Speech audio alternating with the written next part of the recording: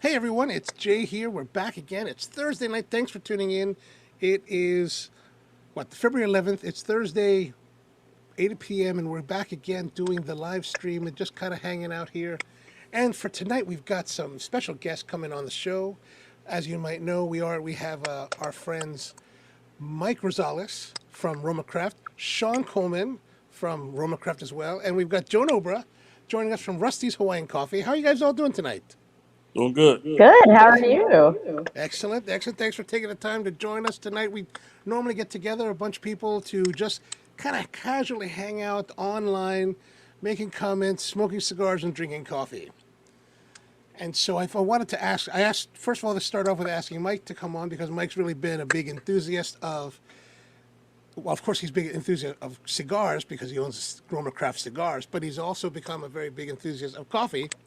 And so I thought it'd be a great combination. And then I thought maybe we should invite Joan to come on because the coffee we're going to be drinking tonight is one of your coffees. And so that's where we are. So I guess we'll get right into it. We're going to be drinking first the Rusty's Hurricane Lane coffee. This is from back in 2008, right? So Joan, tell us about the coffee and what the deal is. Okay. So this was a completely uncontrolled experiment.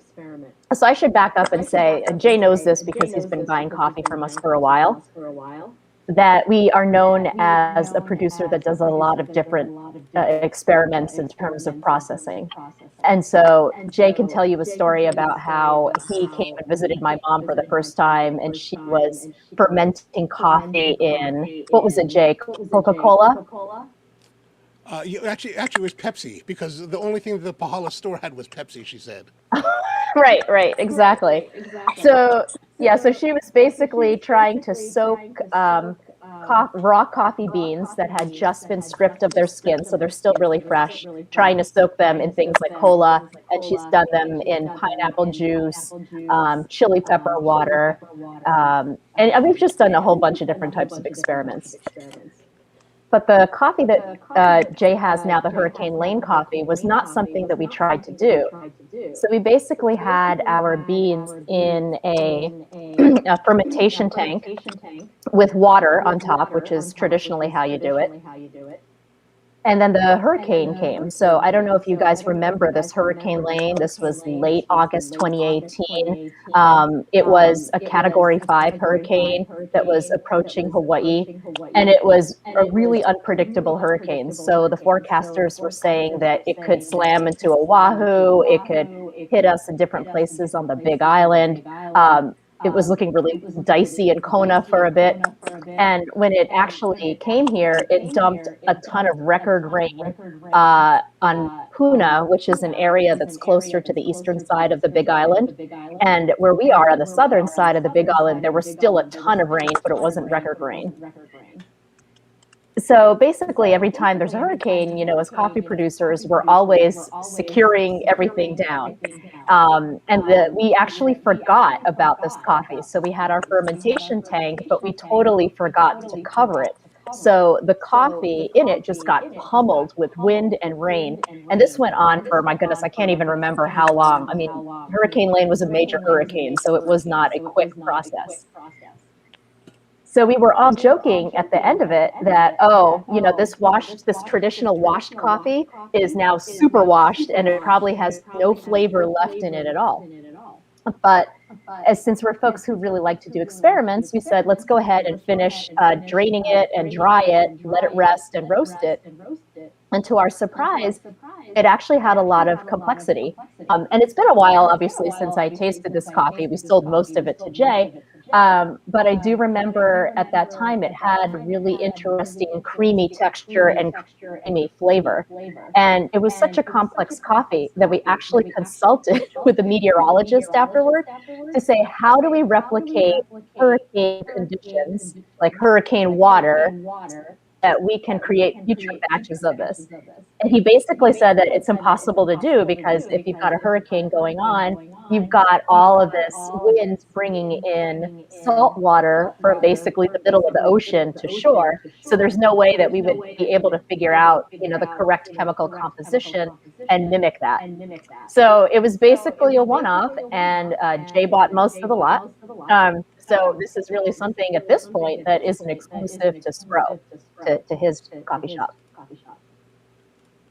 Now, Jay, do you have more of this available, or is it kind of like the last of the resident? We do have some more of it available. There's still a little bit. I think so. You kind of holding that close to the vest, or is that, Yeah, something? I'm trying to play it a little bit tight. It is it is available on the website, but we are holding it a little. But we bit. drinking that stuff you can't buy. Well, you can get it. It's just down below. Yeah. Okay. Awesome. So we're going to be brewing it. So Mike, you put up together a pretty heavy duty home setup over the last year or so, right? Yeah. So tell us about it. Tell us about what you got going on over there. So when I started this journey last March, I had a Breville rental, and I would kind of follow the hashtags and saw people were doing some really cool things with it, but I was not getting those types of extractions. So I probably spent about 40 hours on YouTube watching other channels of people kind of talking about, how to clean it, is it pressure, is it grind, and really trying to understand and learn the process, the actual technique, right? Because the thing about Breville is it comes with a grinder that's kind of diluted, you kind of run it through, and then you amp it, you extract it. And so I was super frustrated because I'm an espresso nut in general, and just really couldn't come up with anything that in my own that I couldn't compare to anything that I did at any kind of barista, right? So I reached out to Jay and was like, hey Jay, I think really what happened was the grind was probably too fine and the pressure was building up and nothing was coming out in the extraction, and I thought I broke it. And so we figured out that, cleared it out, started over, and then I decided to upgrade my grinder. So at that time, I went and I bought, again, another 40 hours of YouTube videos and come up with a Chiato that you helped me kind of track down. And the cool thing about what I told Sean earlier was that if I put 20 grams in, I'm going to get 20 grams out. Like, it's very consistent on, if it's 17 grams, I'm going to get 17 out. And so, because they kind of laugh at me because I'm always kind of weighing out like what I'm putting in and what I'm putting out. And if it's over, I dump it and start over. And I mean, I'm not as anal as I used to be as far as, being consistent, but especially during that learning time, like I really wanted to get it down and really get it right. And so after spending about 2 or 3 weeks on that, I think you said, hey, if you're going to get a machine, you should really look at the Lumberzocos. And so after getting the initial kind of sticker shock of what, they were, I went on this quest to kind of find something that was a good deal, and I finally came across the GS3, which is actually one higher than the mini that we were talking about. And so that's kind of the setup. And then from there, you get into, distribution tools, and you get into, different types of tampers. And but it's been a really fun process. And so now this is my setup. So I had a friend of mine in Taiwan actually do these custom side panels, and then they did the wood, and then they did a topper for the actual machine. It's over here that actually matches it. So that's nice. That's very nice. Yeah, and so but because of the weather and really what was going on, like I decided to bring everything up here. I have a commercial espresso machine, but for this I can't grind, I can't do anything with it. It's kind of, you're just kind of stuck with what you have. And so I felt like for this episode, I had to take it to the next level. So excellent. That looks good. That looks really nice. I mean, all right. So what are we going to be? We're going to be grinding on your. I need to figure out how to do all the switching here. So we're going to be grinding on your coffee, on the coffee in the into your espresso machine, right? Yep. All right. So You don't watch me make it? I mean, you guys are the pros. I'm just the hobbyist. Well, that's all right. We just want to have it so that we can drink all at the same time, really. Okay. Are you so Joan? Do you have yours ready to go? Like what? So you don't have the Super Hawaiian limited edition. What are you gonna? No. What I don't have any of the Hurricane Lane coffee left. Yeah, to be honest, I'm at the point in my day where I'm drinking water. So yeah, exactly. Yeah, we've been doing a lot of cupping this week, so I'm at the point where I'm drinking water. How's the new crops coming? Oh yeah, well, we're actually pretty much finished with harvest now. I think we're at the point where we're stripping the field. And so after that, we're going to be pruning the half of the bottom field. So right now, it's pretty much getting to the point where we're going to be pulling out chainsaws as opposed to be working in the coffee mill. Oh, nice. So, so harvest, did it end early this year for you guys, or is it about normal? Because it's only let's February, see. This right? is. Yeah, I know. It did end slightly early this year. Okay. But we also make a choice, right? I mean, we probably keep parts of it going for longer, but at this point, it really just makes sense for us to strip and prune. So that's what we're doing. And then we also have a cover crop project going on. So we've been doing a lot of planting of perennial peanut and cowpea and stylo. And those are basically just 3 separate cover crops that we got a grant to test out at 5 different coffee farms here in the Ka'u district. And so what they're meant to do is address certain issues of soil fertility that were identified in a previous study that was like a year-long study looking at Ka'u soils across the entire coffee belt here. And it's also kind of like advanced prep for climate change issues. There's actually a study that someone told me about that we could end up, as time goes on, having the rainy areas of this island turn more dry and the drier areas of this island turn more wet. And so we're basically testing these cover crops to see how well they hold soil in when it's super rainy, because everyone's on a mountain, right? So it slopes downward. Or conversely, if it's too dry, can these cover crops, how much moisture can they hold in the ground? So we're doing those tests here, and then we're going to disseminate that information to the entire Hawaii coffee industry in the form of videos and kind of like a how-to manual and conferences here. Oh, wow. Awesome. Awesome. All right. So we're going to move into the brewing phase. So I've got the coffee. Like Mike's grinding it to order. I kind of ground it earlier. I'm going to use for my espresso, I like to use about 21 grams of coffee. Is that right? No, that's all in there. Are you saying you have a 21-gram basket in there, or you have a smaller basket putting 21 grams in it? Yeah, I have a 21 gram. No, this is it's a 21 gram basket. I use the VST baskets. So I was trying to talk to Sean a little bit this early. So you have 21 grams in there. How many are you trying? What's your extraction? How many? So to the 21, you're trying to get what? 42 out? Is that what you're? That's a really good question.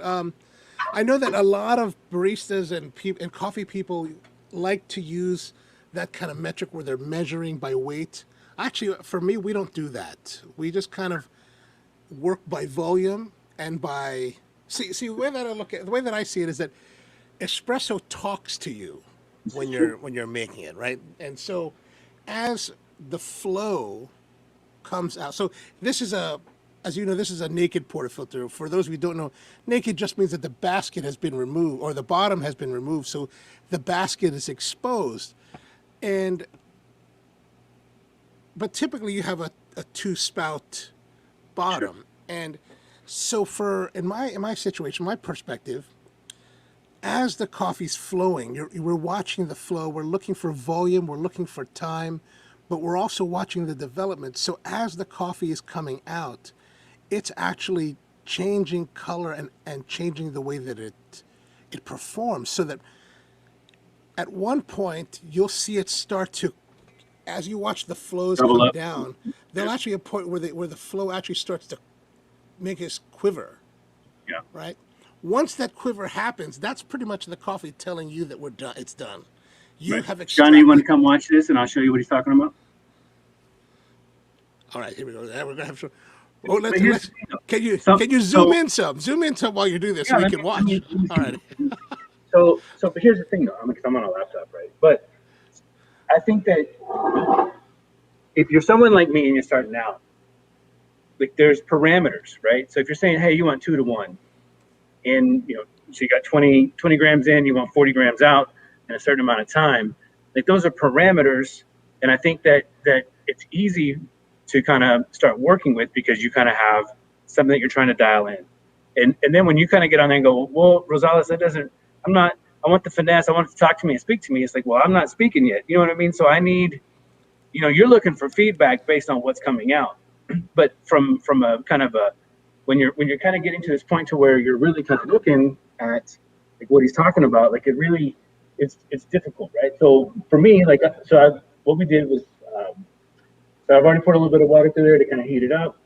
We just put in some grams. I didn't weigh it in, but really what we're looking for is about 37 grams at about 25 to 27 seconds. But here's what we're looking for, and I'll show you whenever it gets to about 22 seconds, it'll start to double up in volume, and it kind of does this wavy thing.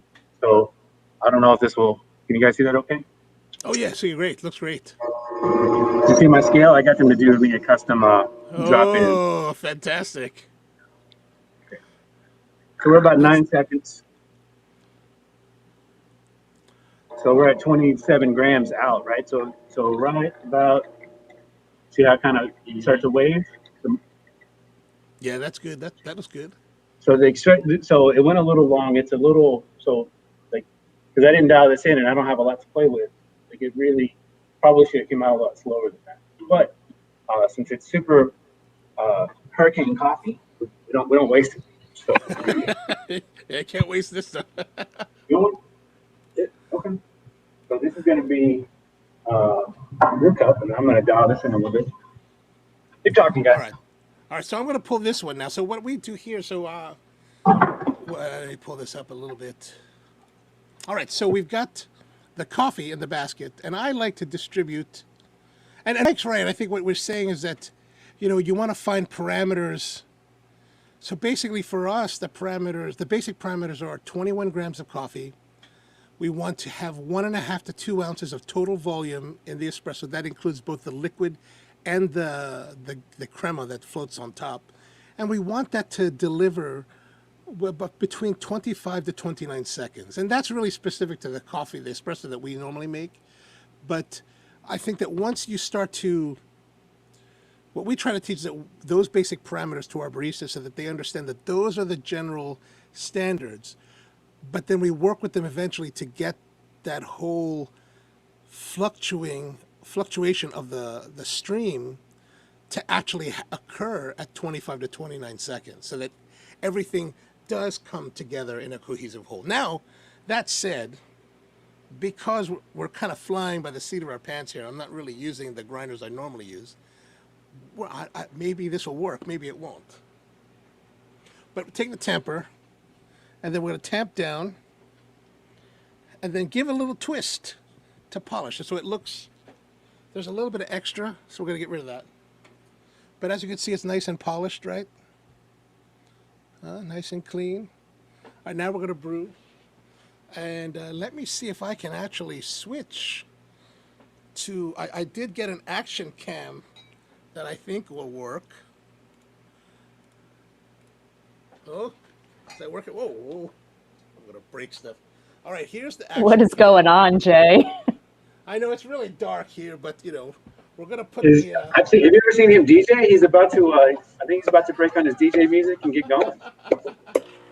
So I'm going to flush the water out, right? Sorry, it's really dark. I understand that, but this camera doesn't have a very high lumens. So we're going to put the coffee, and then brew. What kind of machine are you working on? So this is a La Valentina. It's a pretty old machine. It's about 20 years old. Almost. The model's 20 years old. Oh, look at that! It is flying out of there. But we're going to stop. However, that was really fast. But the crema is really solid. Look at this. Oh, let me switch back to to the main camera. So now we've got this super. Look at that. That actually looks. You know, if you didn't see how fast it came out, you'd think that this is really pretty. So, but So would you combine that to the density of the actual bean for the amount of crema that came out, or would you, based on how quickly it came out with that much crema on top, how would you define that? What would you say causes that? well, the crema is caused by the oils being compressed. So I don't know if you can see this. These beans are like super oily. Which are they oily? Yeah, mine are anyways. There's all kinds of oil. I don't know if you can see that. Oh. How does they taste? Well, I gave mine to Sean, so I gotta do another. I'll do another one. Okay, excellent, Yeah. excellent. How is that tasting to you, Sean? It's good. It's creamy. It's very creamy. With a slight bitter sweetness on the finish. Okay. I mean, this is the first time I've ever made this coffee in an espresso format. Yeah, I'm sort of wondering how that works out for you, Jay, because obviously for us as coffee producers, right, we make the coffee and then we sell it. Now we know that there are different shops that are doing things like storing coffee. Like, for example, Jay and I are big fans of Lambre in the Ginza district in Japan. And I remember when I took my mom there, I'm trying to remember what year this was, 2014 or something like that. So she was able to taste a Colombian coffee from her birth year that was harvested in her birth year, 1952. Oh. Yeah. Wow. Yeah. At Lambre. At Lambre, yeah. And it was brewed as pour over, right? It wasn't done as espresso. So, because I have no idea. I don't know how you're storing these beans, Jay. I mean, like I said, for us, we're producers. We sell it quick and we move on to the next thing, right? The farm doesn't wait for anybody. The farm doesn't wait. No, these are stored in relatively climate controlled areas, and always in.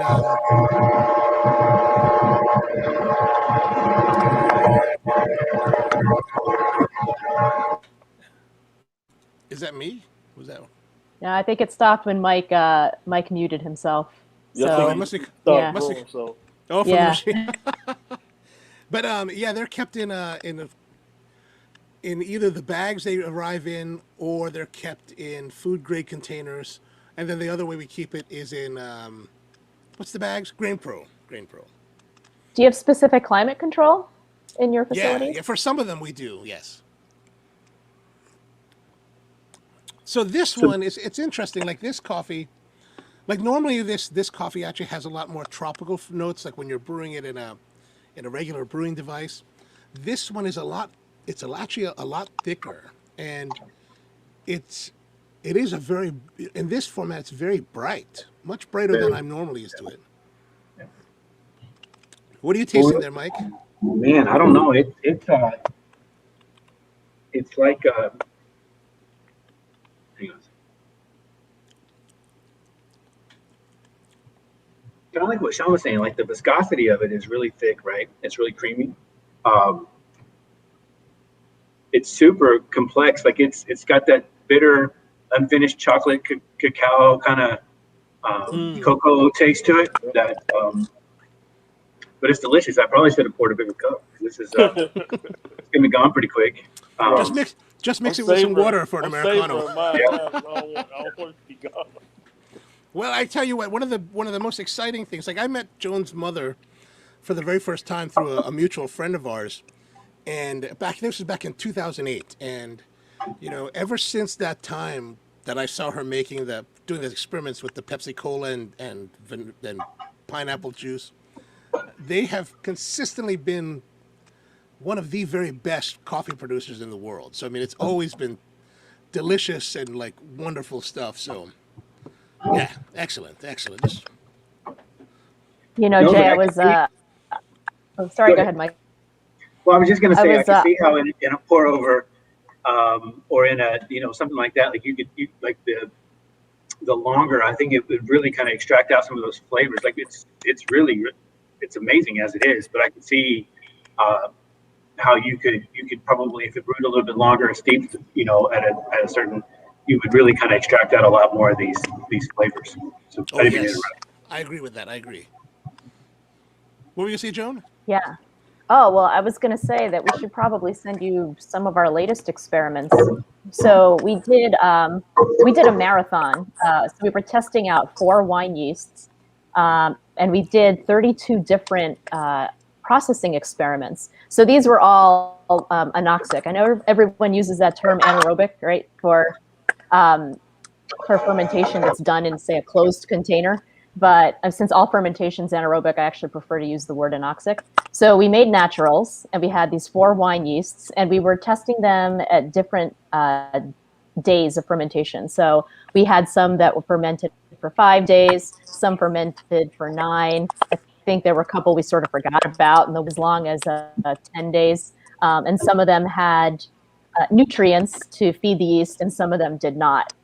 So yeah, it was kind of this crazy marathon that we did over 3 weeks, and there were it was really, really interesting to see how the yeasts changed over time, how their effects on the coffee changed over time. There were definitely certain ones that we thought did a lot better at, say, 9 days of fermentation, and then others that did better at 5. And then afterwards, we took the ones that did better at 5 and then did them again at 3, and narrowed it down even further. So yeah, so it's some really interesting stuff that we have.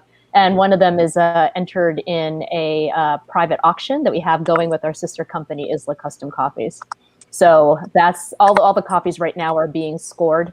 And yeah, I don't have the final tallies yet, but when we do, we can pass that along to you in case you might want to bid on some really rare Hawaiian coffees. Oh, I'd like that. I'd like that very much. By the way, we have a little bit of a message here. Your brother says, Joan, what the?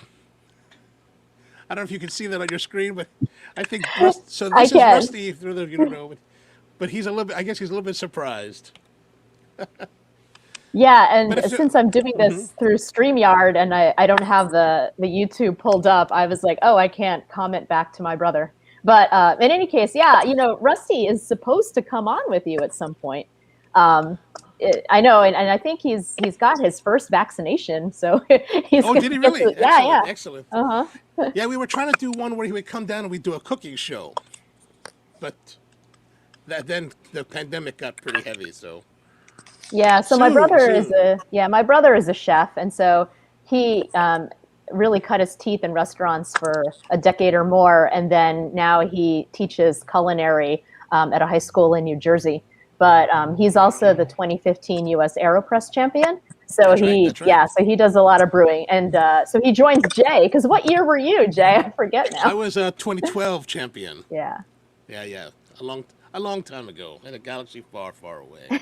Yeah, it's good. It's good. Time is moving on, certainly. But I know that he had all these plans. He was actually pre-cooking for you, Jay. And I'm not going to tell you what he made because it was going to be a surprise. But he told me about it, and I was like, oh man, you got to send me some of that if it can make the trip to Hawaii.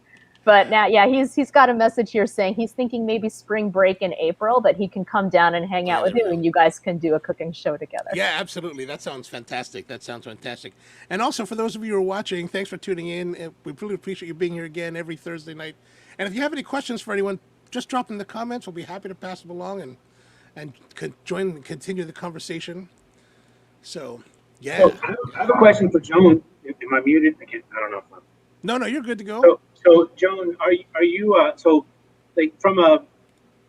I guess the question is from a coffee perspective. Like, I guess how many acres are you guys growing on? And like how much volume does that produce and yield out? And from an export perspective, or I guess shipping to the U.S., like how much of that is like how much volume does that equal out to, like on an annual basis? To be honest, that's kind of a tough question right now because we recently started a pruning cycle, a stumping cycle. So there's different ways to prune your coffee trees, and the purpose of pruning the coffee tree is that, once it gets overgrown, it's really putting a lot of energy into producing a lot of leaves and less energy into producing fruit. So you want to prune it to basically give it a rest and get it to start producing fruit again. So a few years ago, we actually switched our our pruning procedures to stumping. So we're still sort of getting used to like the highs and the lows. And then also with the pandemic, we did something that was a little bit different. Since at the beginning of the pandemic, we did not know how it was going to affect demand for coffee, right? And when you're a farmer, and I've talked to other coffee producers about this just this morning, actually, about how there was a coffee producer telling me how they had a lot of their coffee that was stored and not yet sold, and not someone from Hawaii, someone from Central America. So obviously you want to try to avoid those kinds of things. So our reasoning is this. We said, okay, what we can do is prune a bit more. We can stump a bit more because coffee trees need to be stumped anyway. And so we deliberately cut our production by, not terribly much, but by a bit, and reason that if demand fell to that level, then we wouldn't be putting out all this extra money in harvesting and making this coffee that would have a hard time selling within the same season, right? And then if demand turned out to be better than we feared it would be, then we could easily buy coffee cherry from other producers, because this is an entire producing belt, right? And then some of those producers, we could, by buying their cherry, we would help them with cash flow, because cash flow during the harvest season is the big thing that you need for paying, pickers, fertilizing, just all the things that you have to do to maintain your farm at that time. So yeah, so I'd have to actually tally up all the numbers. So I hesitate to say without actually looking at the numbers. I just don't want to put out inaccurate information.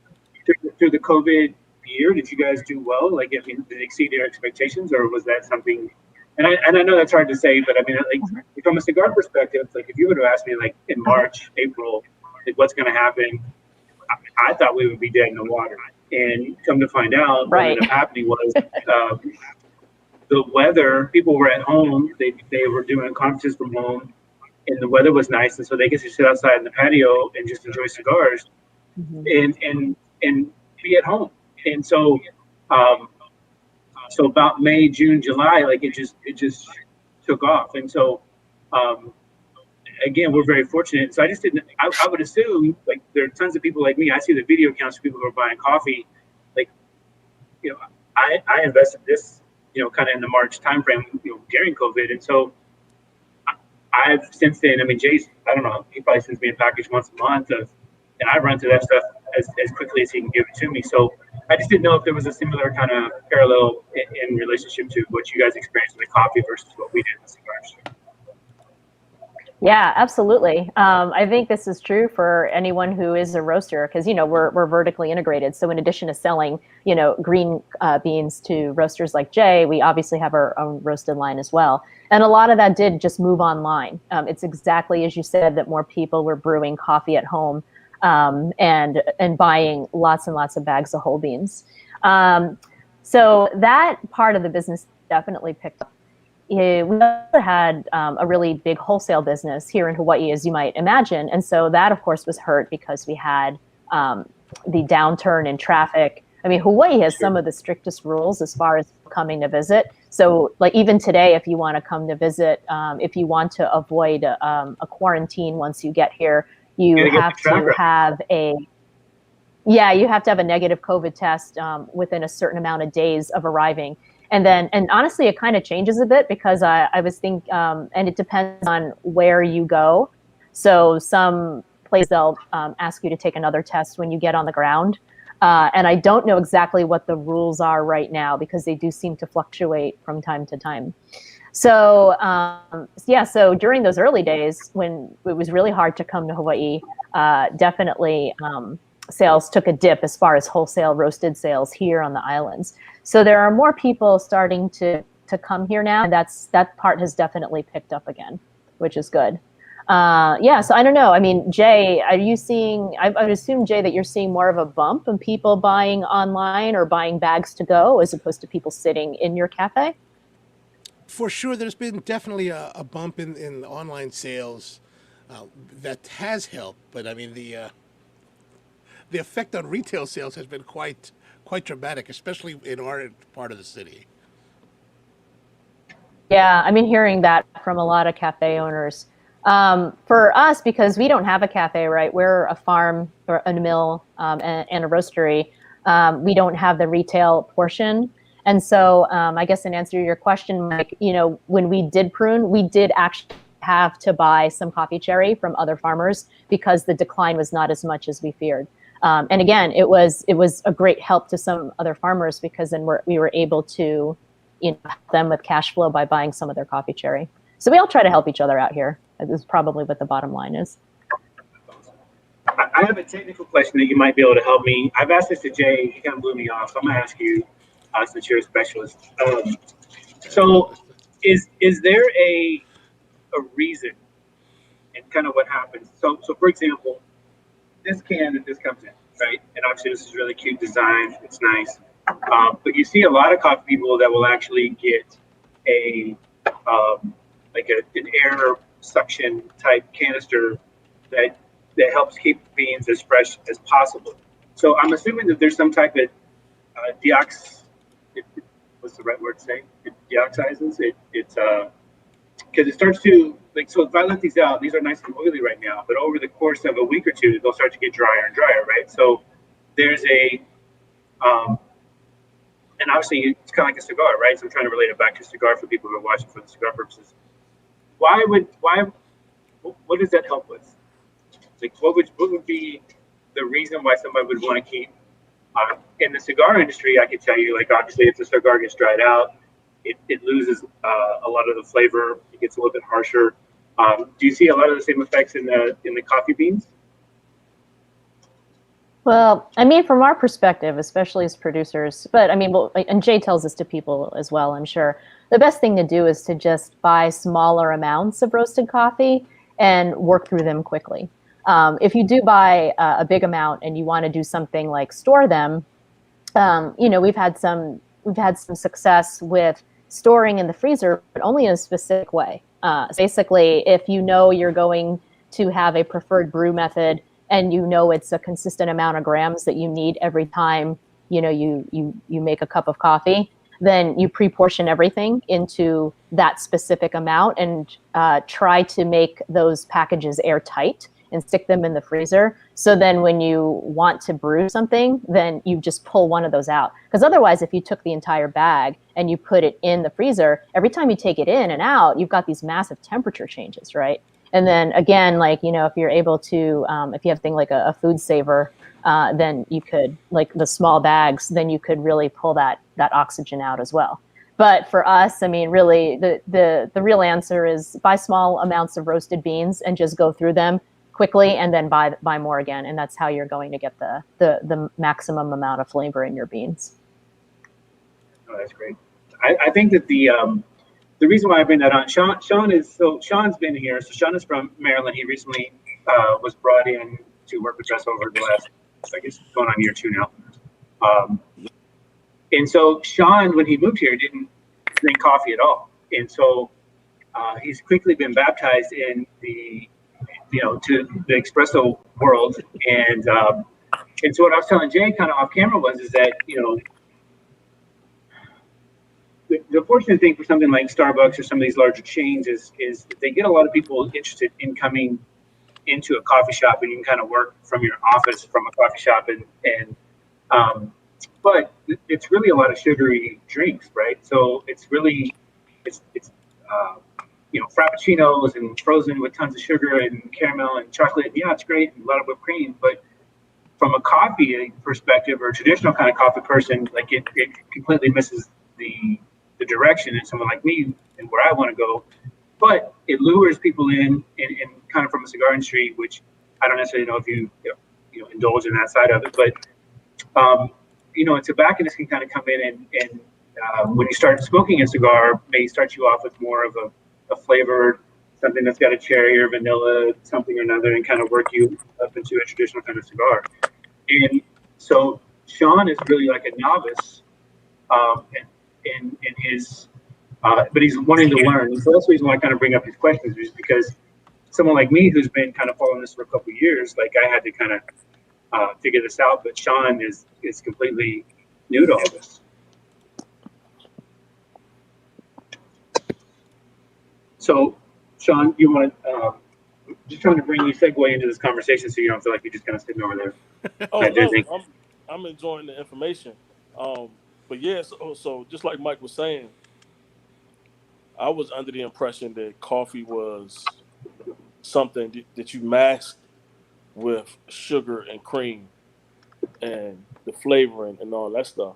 But when I came down here and started drinking the coffee that Mike makes, without all the sugar and the cream and all that, I was introduced to a whole new world of what coffee is and what it could be, and truly what it's meant to be from,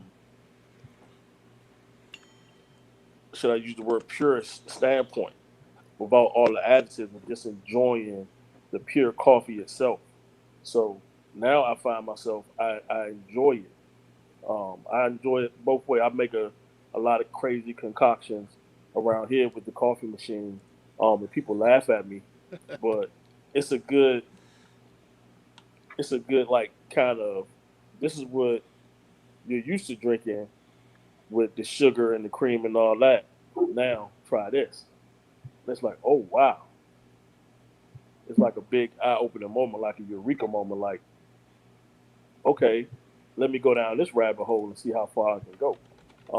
And it's been a nice journey just discovering and learning. Because Mike will tell you, I'll stand there and watch him, and I'll ask him, okay, well, what are you doing there? Or what's that supposed to do? Or why? I'm a why person. So if you're doing something, I want to know why you're doing it. Like, what effect is it going to have on the finished product, and in what way? So it's been a great experience. But we were saying earlier, it's just like when a guy walks into a cigar shop for the first time.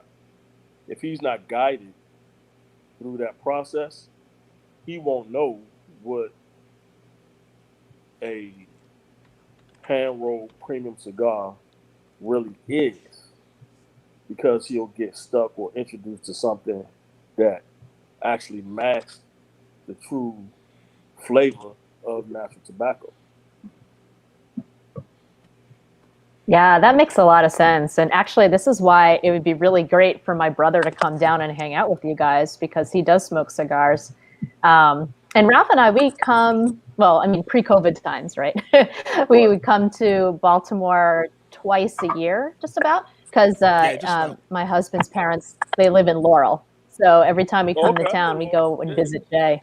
Yeah. So hopefully, fingers crossed, that we'd be able to get back there sometime later this year and get to hang out with you all in person.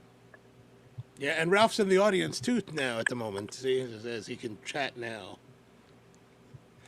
All right, excellent. We should move on to the cigars, to join the pairing. So our cigar tonight is well, as always, I get the cigars from Tobacco Leaf from Raoul in Jessup, Maryland. And tonight's cigar is, and why we have Sean and Mike here is because we're doing the RoMa Craft Intemperance. Oh, let's get this out of the wrapper. The Intemperance Whiskey Rebellion, 1794, tarred and feathered. We should go for the full name. The RoMa Craft Tobac Intemperance, the Whiskey Rebellion, 1794, tarred and feathered, box pressed Robusto. How'd that sound, Mike? Does that sound all right? So I think that, so Raul's got a great shop over in his new place. So congratulations to him and what he's done over there. That's a great, nice little lounge, and so we appreciate him supporting us and you as well. I bought my first RoMa Craft from Raul. Oh, did you really? Yep. Nice. And a funny little side note story, Jay. The first time I ever saw you in person, we didn't meet, but you were there at Tobacco Leaf in the old shop for DC Cigar Tweet Up. And you were making coffee, and Skip was there. That was the first time I saw Skip in person. and you were doing like I think pour overs or something. You just had a lot of stuff going on over in the corner, and I was like, man, what is going on here? This is cool. So that was the first time I ever saw you. Oh man! So I wish we had seen each other more then, man. That's awesome. That's awesome. Right. Because I think that was probably one of the last DC cigar tweet ups. Yeah, that must have been what, 2014, 2015? Yep, it was about 2014 because it was right before Neanderthal came out.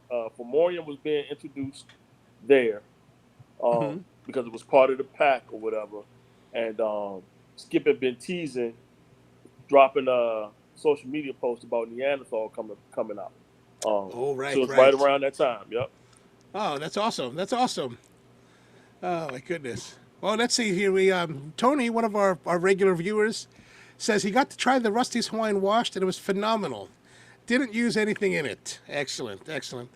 And then Joan, your husband wants to add that he's a Woodlawn High Baltimore boy, so we can't just dismiss him as a Laurel guy. So I'm a PG. Right. I'm a PG County guy. You grew up in Baltimore That's County. Right. That's yeah, actually, one of our buddies is actually from Waldorf as well. Okay. Yeah. But all right, so let's get to the cigar. So it's a box press, what, 5x52? Is that correct? 56. 56. Let me look at my notes here. Let me go into my notes. 5x56, and it is Nicaraguan and Dominican filler with Besuki Indonesia binder and Ecuadorian Habano Ligero wrapper. Is that correct? It is correct. Yeah. All right. So here's the question: when you guys are going to smoke your cigars, what do you choose to cut it with? Straight, punch, V? I'm gonna answer like John and just be like, I don't know. We sell them so fast, we don't even have to mess with them. Right. We just make them and sell them. No. Right on. No. I'm me personally. I use these little thingies. I saw on your last video you guys had a Damascus scissors. Those look pretty cool. I'm going to give me some of those. Oh yeah, Tony was talking about getting one of those. Those look pretty sharp. But this is Zycar makes these little thingies. You just click. Oh yeah. I saw that at the IPCPR. You know what? Nice. Sean, send him one of the RoMa ones on this next little goodie package. So you really need to butter up to Sean. Sean is the one. You send me the coffee, and then Sean is the one who sends you the goodies. So, I'll send you the goodies. All right. I send the goodie bags, Jay. I'm gonna send you some stuff then too, Sean. I'll send you some stuff there as well. You don't have to send him anything. But just be nice to him. No, I'm just kidding. Right. Well, I just got this regular. I got this regular scissors, but I do have the yeah, the ashtray. There it is, the ashtray. Wicked anvil. That's beautiful. It's beautiful. Actually, I kind of worry if it's gonna rust. Like I'll wash it all the time to keep it clean, but I'm always like, is it gonna start to rust? But so far, nothing looks. Yeah, if it's indoors, it's good. You can wipe it out with water. Just dry it off. It's fine. But if you leave it outside, it will rust. But the thing that makes sense. If it rusts, you can sandpaper it off, and it's right back with that nice finish on it. Oh, okay. I'll remember that. But I don't leave it outside. It's just here inside my roastery here. So cool. All right, let's see what Rusty says. He mainly used the V cutter, but since he got the Zycar, he might have to convert. Wait, Rusty? I think just got the scissors. There's RoMa scissors too, right? There are. Okay. All right. So is there a technique for how far we should cut? So when I cut, you see the way my cigar is cut? Let me zoom in. We'll zoom in. Okay, gotcha. Oh, okay. It's really right there at the shoulders of the cigar where it rounds off. Uh-huh. So if you see this line right here, that's the cap. So that's the cap they put on the top of the cigar, right? You don't want to get anywhere close to that. Sometimes I see people and they cut cigars and they cut way too much off, or they think they need to cut a lot more off than what they need to. But really, all you do is you take your cutter and you line it up on top of your cigar. My hands might be in the way, but you line it up in a way where you just got the shoulders next to the blade, and you cut, and all you just cutting off is where it's rounded at a little bit. And once you cut that, the cigar is open, and you can give it a little test, dry puff, to see if it's drawn. Sometimes you may not cut enough off, but more times than not, if you just shave the top off a little bit, you cut enough off, and you can go on and light it from there. It's not really a complicated process. I was telling some guys a couple weeks ago, if I lined 10 guys up, gave them cigars and cutters and all that, everybody will have a different technique of how they cut their cigar. Because the funny thing about smoking cigars is, one of the highlights of smoking a cigar is the prep, the cut, and the light before you get into actually smoking the cigar.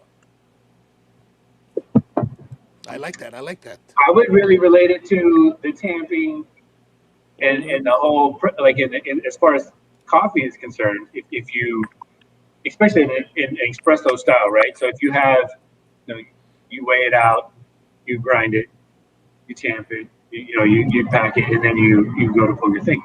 The whole thing about cigar selection, that was a nice cut. It was a nice cut, Jake. Oh, thank you. And then I would just rub my finger and then just get like any kind of loose tobacco. Right. There you go. Tobacco. Yeah, just like you would take the coffee grounds. That's right. Yeah. No, that's awesome. That's beautiful. I love it. So here's the thing. If you cut it too low, so I don't know, I'm gonna try to so this leaf goes all the way around. Like you can see, like where it comes up the cigar, right? So, let me see where my camera's at. So this, you go over here, right there, that, right, goes all the way down. So what ends up happening is if you end up cutting the shoulder, like what Sean was saying, that tobacco leaf will unravel, right? And so really what you're trying to do is you want to have a good experience with your cigar. So that little cap that Sean was talking about is really just there to keep the cigar together. So you just have to thinly cut off the top, and it will open up the cigar. So, but if you go too low, then all of a sudden your cigar unravels, and then you're not having a good time. Like you're having a bad time. So, yeah, a bad time indeed. A bad time. Bad time is no good. I'm gonna have a little pour of some bourbon while we're at it. Since the coffee. Oh, excellent choice. So this is the Wayne LaRue Weller. It's one of my favorites. Which one is that? It's the Wayne LaRue Weller from Buffalo Trace. It's the antique collection, but it just happened to be the closest bottle that I can get my hands on. So that's what well, you guys have got quite a selection of bottles there, don't you? We do. You had. Did we lose Joan? I guess we lost Joan. Oh no, she's back. Hold on. Oh no, I'm back. There she is. Not that I just stepped away from it. It's like, oh, there's cigars. I'm out. So. I mean, look at that place. That's craziness. I know. Yeah. Look at that. Give us a little tour while you're there. Okay. So it starts off. This is when we built this thing, we went with Nespresso. So for those who are going to be like, how are you going to go from a Marzocco to Nespresso? These little pods make it super clean and efficient. So people will laugh at me, but we just drop and go. It makes a really good cup of coffee. Now was that something that was that your decision or was that Skip's decision? No, that was mine. That was the only thing that I picked up. Skip did all the design on this, and then this was my project. So okay. But yeah, and then so really what happened was we so this is our office. So my camera's a little grainy on my laptop. Sean's in the lounge over there somewhere. Oh, there he is. Yeah, we see him. We see you. So we sit here and we play. Well, they play Xbox and PS3, play football, Madden, and watch Netflix all day while I work. And I'm just kidding. So up here is some of the bottles that I've been kind of collecting over the course of some OFC. Anyways, this is the rum and tequila. What's the highlight of those bottles? The OFC is that's a 25-year-old bottle.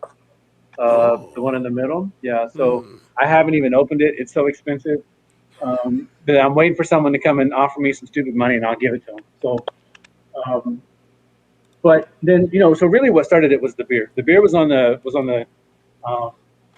the very first thing that we started kind of collecting, because coffee and cigars, beer and cigars are great pairings, especially in some of the really big, heavy beers that we drink, like the Russian Imperial Stouts, are one, they taste great, right? So you can get the coffee stouts and porters and whatever else, but they're really heavy on the calories. So I had to stop drinking the heavy beers and kind of work my way over into the bourbon, and so that's what happened. But so anyway, so this is, if I can get this lined up, we've got tons of beer.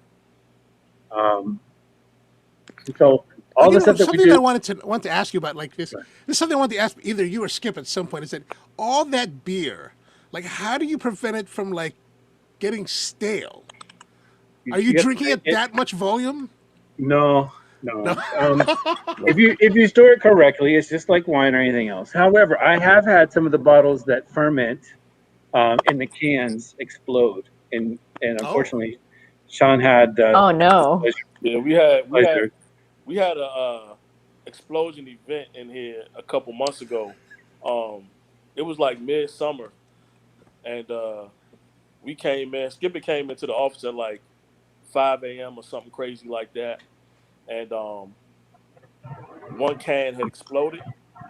And then by the time we got here, literally every can in that particular brand started to explode at the same time. So it was like one after the other. Boom, boom, Wow. boom, boom, boom. So they had all sat there and fermented in the can, and it just burst. So it was a huge mess. But a lot of the stuff we have in coolers, but the stuff that can sit out at room temperature and be okay in bottles, we got that stuff in the back. So it's fine. And then we got a whole nother refrigerator that's full of beer. I mean, it's kind of ridiculous. Like really, we have a problem. It's overkill. Like Clearly. whatever Skip and Mike do, it's like to the fullest. Like if it's gonna be craft beer, we're gonna get all the craft beer. If it's gonna be bourbon, we're gonna get all the bourbon. If it's coffee, Mike is gonna end up with like he has with the Lamazoko. You know what I'm saying? So No doubt. it's like I we're remember along for the ride, and it's fun. It's fun to get into things like that and go all the way with it. You know what I'm saying? So yeah.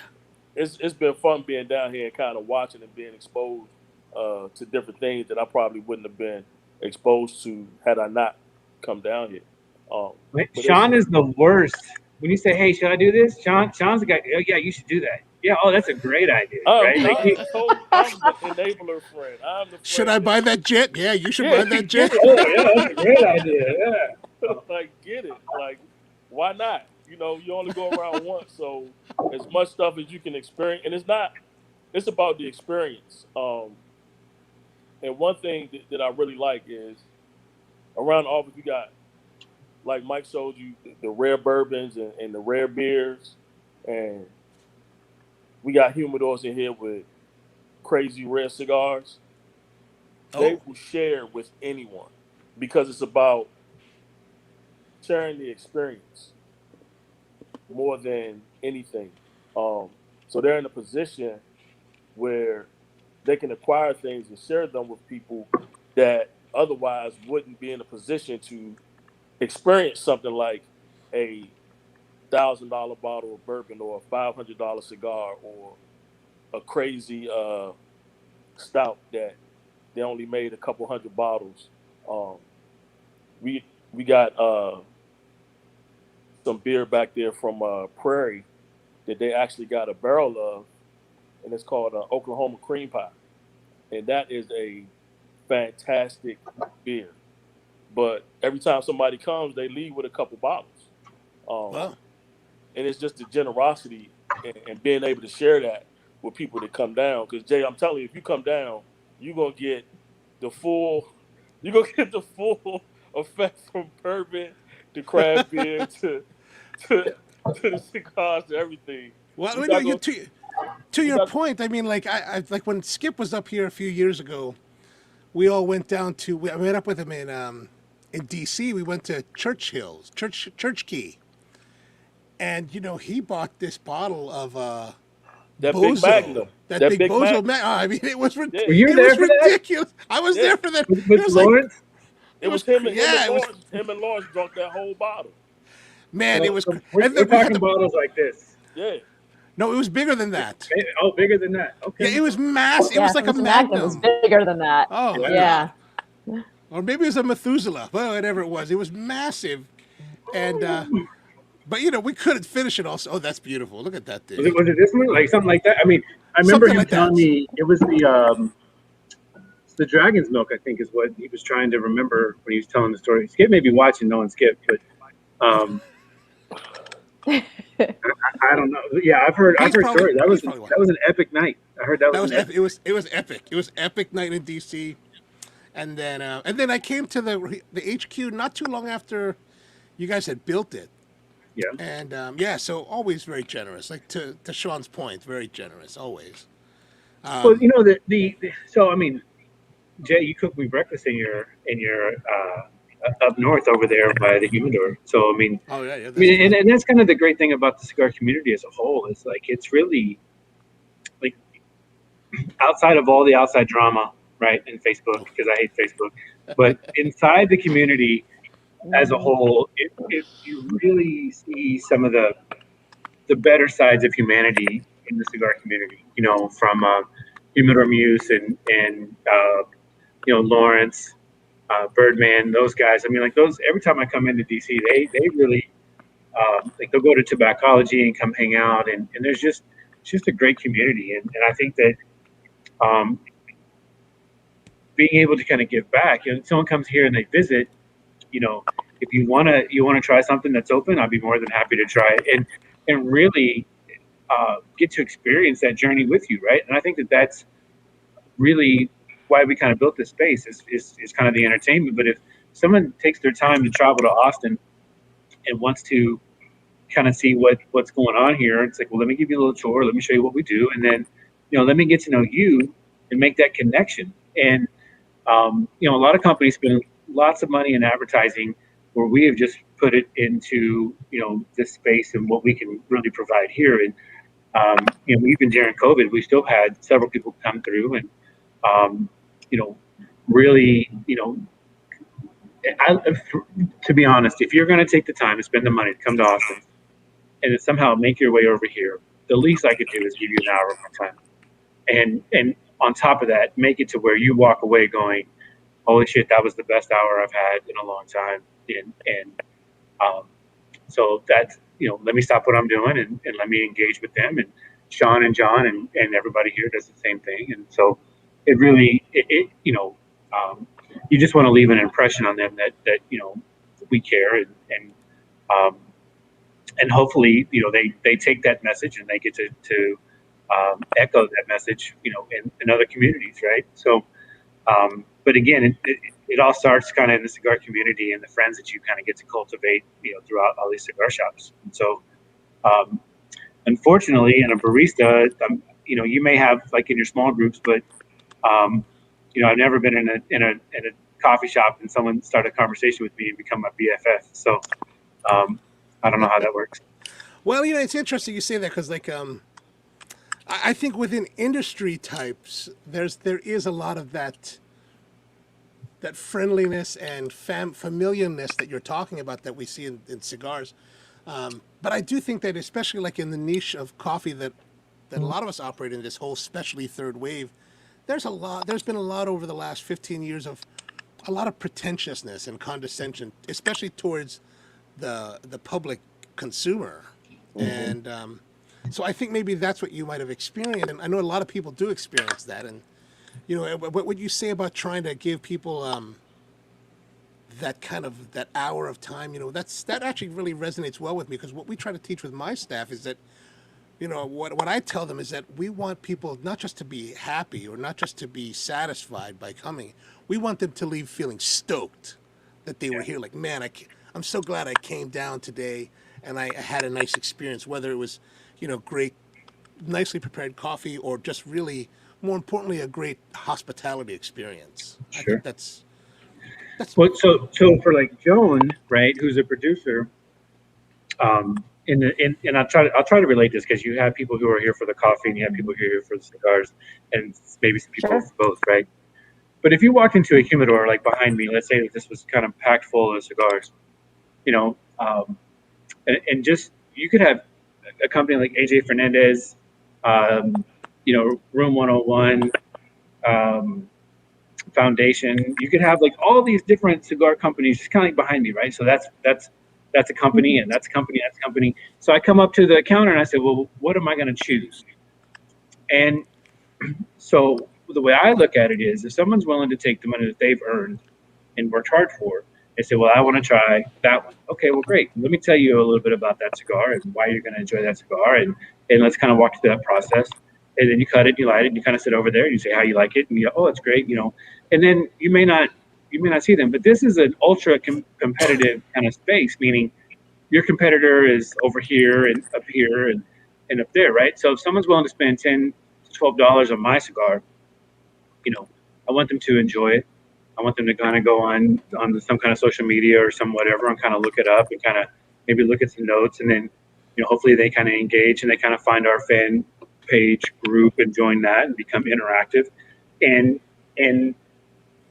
so from a producer, like when you're kind of cultivating, and then you take, so obviously you guys have your own brand, right? But then if you send out the crops out to other people and they kind of break them down and become their own kind of micro brand from there, the experience is, you know, from a coffee perspective is, you know, do you like it? Yes or no? Did it satisfy my need? And then I move on, right? And in the cigar community, there really has kind of, there's this culture that's kind of created, and especially in the cigar lounges, where someone like Sean can walk in and go, hey, what do you have right now? And I've got this. And where are you from? Oh, I'm from PG County. I'm from this. I'm from whatever. And then all of a sudden, then you have those same kind of guys that meet every day or every other day at 10 o'clock, come in, watch a little bit of the news or ESPN, and then, you know, now they're congregating, now they meet on the weekends, and then it expands and grows. And so I don't know if that happens in the coffee industry, because I go into the hipster coffee place and then turned off by the guy that's super cool and, you know, won't, you know, whatever. And so I'm like, okay, well then I'll just make my own coffee at home, you know. And so, so anyway, so I don't know how. It's kind of like what Jay is saying, is that they're trying to create an experience. When someone comes in, that they feel like, oh, not only did they pour my coffee, but they really became my friends. And now I want to check in on them, and now I want to spend my money there, and I want to spend time with those guys. And so, so that's, I don't, like I said, I don't know if you experienced that on your end as a manufacturer or producer.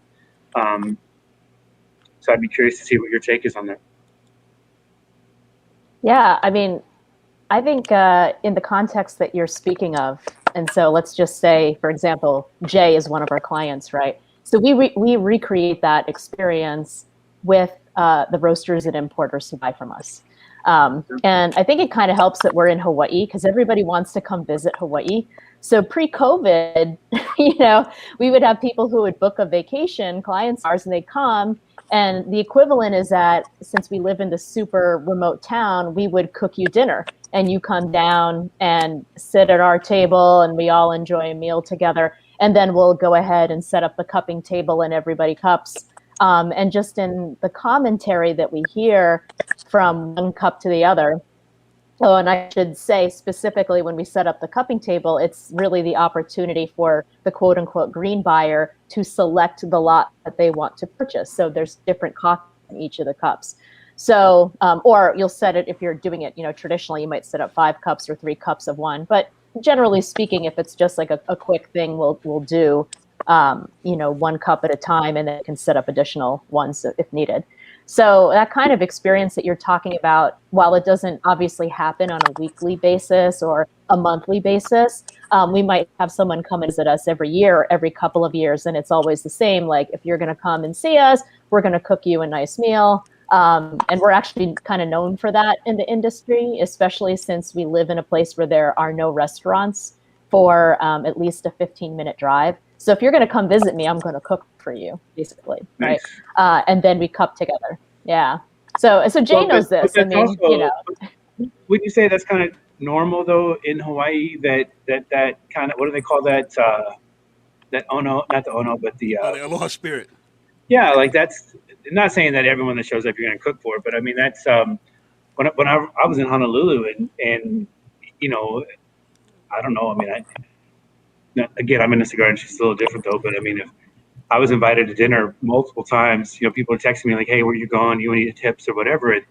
And that culture definitely is very well known for the generosity that you know that spirit, right? So I think that's really cool. There are guys who are trying to talk, and I don't know how to respond to them, but Oh, I don't know how to respond. I try to look for the button, but there's no. which one? Which one are we Yeah, talking about? I there's can no see them button all. in StreamYard. Okay, all right. So it's not me. So Tony and Brian, you're right. Mhm. 100% agree. I think that I appreciate that. And then you know, people here. talking down to other people is There you no go. bueno. Yeah. Yeah. Yeah, I mean, Some of those hipsters I think it's definitely- really different. Yeah, I think it's really different for us as coffee producers, honestly, because, you know, especially if you're into coffee, you're super excited to talk to a coffee producer. So, yeah, so we just like to geek out and answer all sorts of questions for people. So I definitely understand what you're saying in terms of, you know, cafe culture. There can be certain cafes where you can walk in and perhaps feel intimidated or feel like, oh, maybe or like you're afraid to ask for milk or something like that, right? But yeah, as coffee producers, it's a totally different vibe, and especially for us because remember, like our job is to find a home for every coffee, right?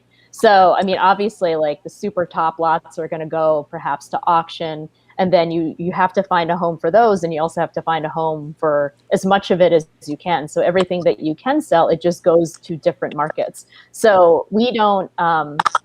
So when we're cupping ourselves, when we go through and we create a new lot and we actually have that cupping experience ourselves, we already start thinking of, oh, where are we going to sell this? Does this fit really well with our own wash line? Did this really work well as a component for espresso for our cafe clients? Is this, you know, a green lot of coffee that could go to one of our green buyers like Jay? So, you know, for us, it's a very democratic thing, I guess. It's like we're not going to poo-poo any of our own children, if that makes sense. Sure, no. I love that. Brian booking a flight. Brian's ready. He's ready to go. He's ready to go. But really, Brian wants Yeah, to know I mean, what about his it's goodie pretty bag? nice here.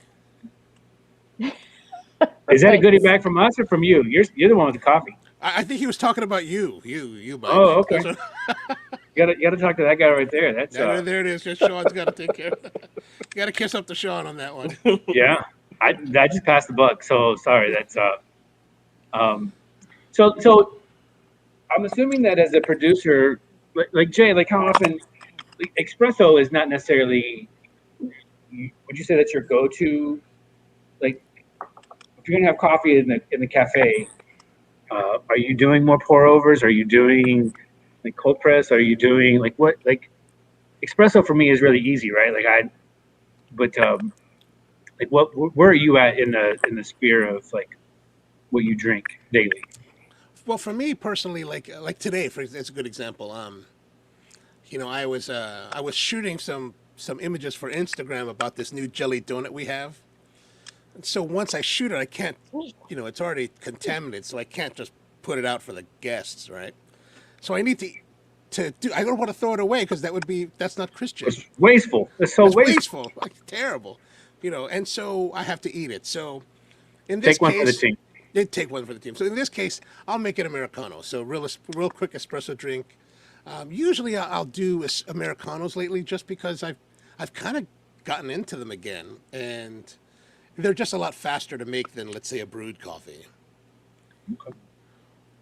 So are you pulling a double espresso and then adding water to it, or are you just making like you just go and have your coffee pre-made and pour that? No. What I do is, for me, I like the Americano to be basically we start off with the hot water, and then float the double espresso on top. Okay. So basically, for me, I want to see the espresso. I want to see the Americano have the full crema of the espresso. So it should be completely covered Right. with crema. Okay. And then I'm happy. Actually, I did a whole video about that. Land-basting the Australians for their way of doing it. Okay. So Joan, for you, or do you? So I'm assuming that espresso is not something that. Are you more of a traditional coffee? Like if you're growing it, like is espresso kind of in your realm of like something that you would make yourself on a daily basis, or is it more traditional kind of? Oh no, I don't have an espresso machine, and frankly, because we're always cupping, that's honestly how I'll drink more coffee than anything else. Because as a producer and as a roaster, we're doing two different types of cupping, right? So we've got our lots that we're producing, and then basically we're letting them rest for a certain amount of time, and after they've rested, then we're cupping that one to see, oh, is it ready to release yet, or is it still too young? So there's that whole process of cupping repeatedly to judge the quality of a lot. And so that's like a lot that we create ourselves. And then we also do cupping for our company, Isla Custom Coffees, where we're selling, more bigger amounts, up to container loads of Hawaiian coffee produced by a number of Hawaiian producers and putting it together. So then we're evaluating the quality of that lot. That's very similar to what Jay does when he's purchasing. And then since we are our own roastery, every time we roast something, we also have to cup our production roasts to make sure that when they go out, they're consistent. So, I mean, that's a lot of cupping, right? And so my husband will, yeah, it's a lot. So my husband will do more in terms of making cups of coffee for himself. But for my mom and I, we do more cupping than anything else. And Jay will sometimes tell the story because I think the last time he came to visit us, someone had ordered one of our rarer lots. And since we live in rural Hawaii, our mail pickup time is early. So we have to put our stuff out to the post office pretty early, or FedEx comes to pick up at 8:00. So I think, Jay, you saw my mom cupping at like 5:00 in the morning one day. And she was like, I need to make sure that this is good before it goes out. So yeah, so, so we don't really prep coffee for ourselves. We just cup it. But my husband does. Like, he'd be a better person to ask that question to, because I'm also a little sensitive to caffeine. So cupping can keep me wired, right? Like if I added drinking cups of coffee on top of that, just forget it. It's just too much. Wow. Does not have that effect. Let me just say real quick that this combination of the Hurricane Lane and Tarred and Feather is amazing. So, good. Hit up I'm enjoying it. Like, this one's really nice and thick. Yeah, get you some Tarred and Feather and hit up Jay and try to weasel some of that Hurricane Lane from him, because right on. We got some for you. I'm enjoying this.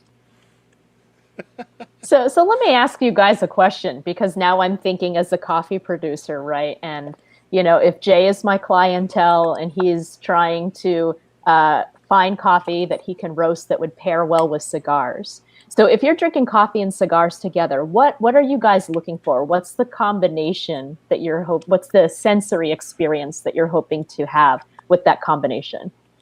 I would say that it all comes down to balance. And what I mean by that is you don't really want one side of the spectrum either being too strong or bitter on either cigar, like either the cigar side or the coffee side, right? So you're looking really for complementary, and what I mean by that is this kind of symmetrical pleasantry on both sides, right? So meaning when you smoke the cigar and you kind of light it and you have you've got several notes that kind of hit your palate in different places and certain sensations, and then you go to drink the coffee. The acidic level from the coffee, you don't want it to either have sharp tones or flat tones, and so you're looking really for like this really symmetrical kind of. I don't really know how else to explain it. Jay, Rashawn, you may have a better explanation. So for me, I can explain to you right now. The coffee on my palate is adding to the flavor that I'm getting from the smoke on my palate. So they're like two kids playing nice together. They're not arguing. They're not jockeying for position. One doesn't want more attention than the other. It's just well balanced. And my palate is moist. It's not, the cigar smoke is not drying out my palate. And the coffee is not making my palate have like a bitter taste once I bring the smoke in. So it's like a pleasant synergy. Okay.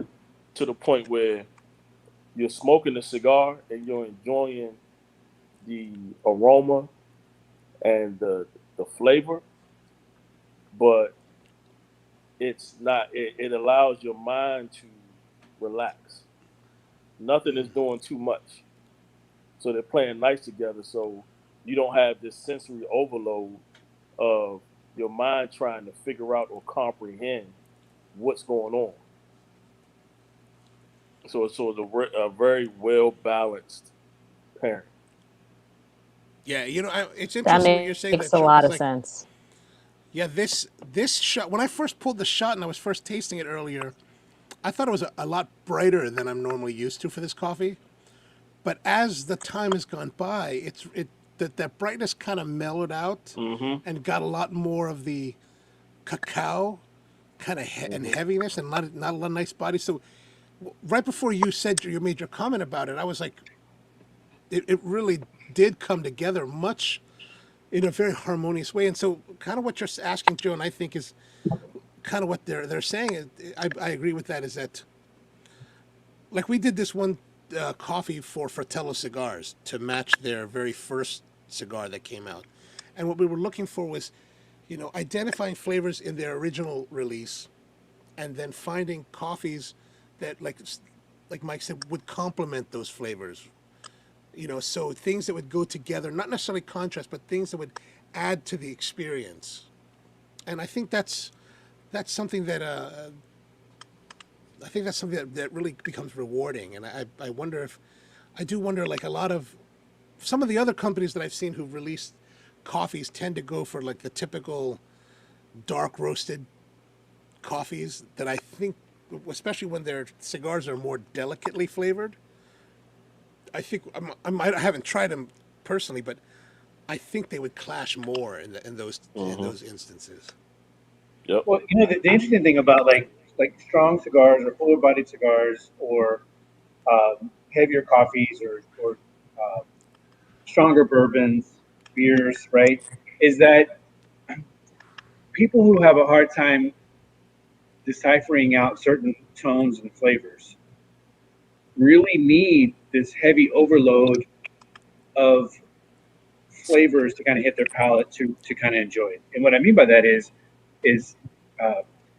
some people may not have the finesse or the ability to take a lighter roast or a lighter cigar and to really kind of decipher what it is that they're enjoying, right? It may be too flat for them to really pick up on certain tones and textures. And so what ends up happening is that, the heavier, meatier, beefier types of either cigars or coffee, like they need that because they can't smack their lips, to really, hey, there's a little cedar or there's, some light hints of vanilla, or because the tones are too subtle. And so they need the sensory overload to kind of hit them all at one time to be like, oh, wow, that's really what I like. Does that make sense? Like that's, it's really, they need to be hit with a hammer versus, kind of a light softball, so, and that's really, one of the challenges in kind of cigars, like whenever you're pairing cigars or you're trying to make a cigar, is you're looking for a complementary kind of blend. And you don't want something that has like an A sharp, like tone that kind of kicks out of some random nowhere. And you're like, oh, what is that? Or, you have like a little of that bite on the back of your jawline, like where it's like, ooh, what is that feeling? Like that's not good. That's not pleasant, right? So you're really trying to look at, this subtle progression through anything that you enjoy. And I think that that as you kind of define your palate and you kind of understand the things that you like and you don't like that's it's putting words to those flavors and those profiles and that experience. Yeah, this makes a lot of sense to me. So, Jay, kind of what I'm hearing from the descriptions that you guys are giving, a coffee with a lot of mouthfeel would be preferable. And just from the descriptions that you're offering, I kind of feel like a honey coffee would pair well with cigars. Yeah, I think that could very nicely. Yeah, right? Yeah, because I think some of the washed coffees would probably be too delicate, right?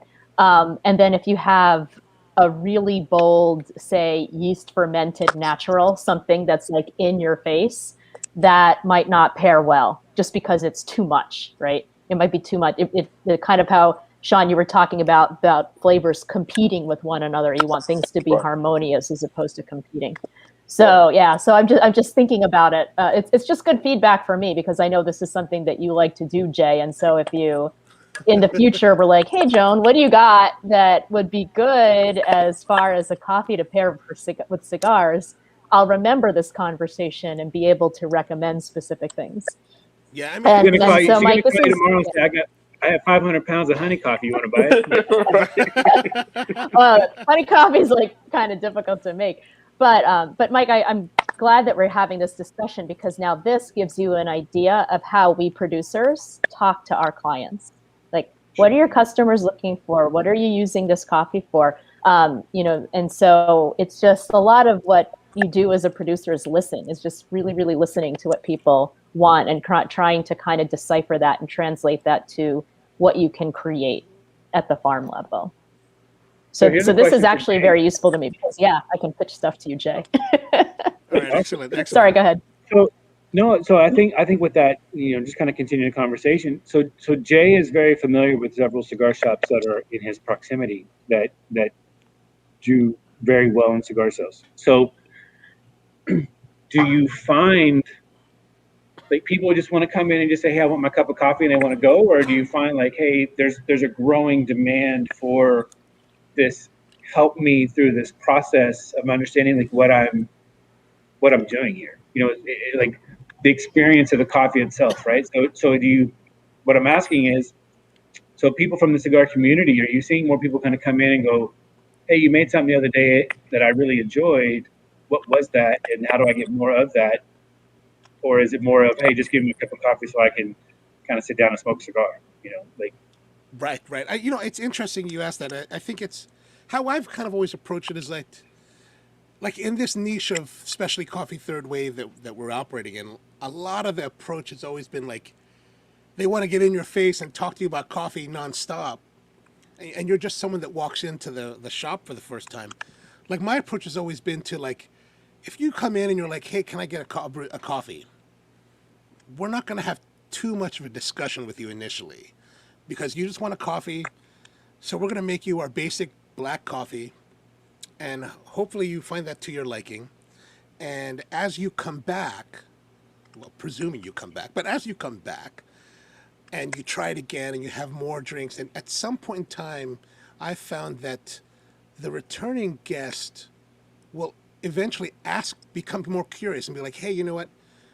Tell me more about this. Because what I try to teach our staff is that we need to build trust, right? If we just try to tell them, hey, buy this is the best coffee in the world and you need to spend, whatever amount of money on it, I think there's pushback because like, well, you're just trying to sell me something. But what we want is for you to come in, have a good experience, taste something that hopefully is different than what you're used to, and hopefully better, and that you slowly come to appreciate it, so that when you finally get to the point that you're like, hey, you know what, I'd like to know more about the coffee, then we're ready for you. We can engage you in a different way. And also by that point, they already have a better idea from what they've been drinking of kind of what they like. So like nowadays, I have like a lot of our regulars come in and they're like, well, what coffee should I buy? Meaning what kind of beans should they buy?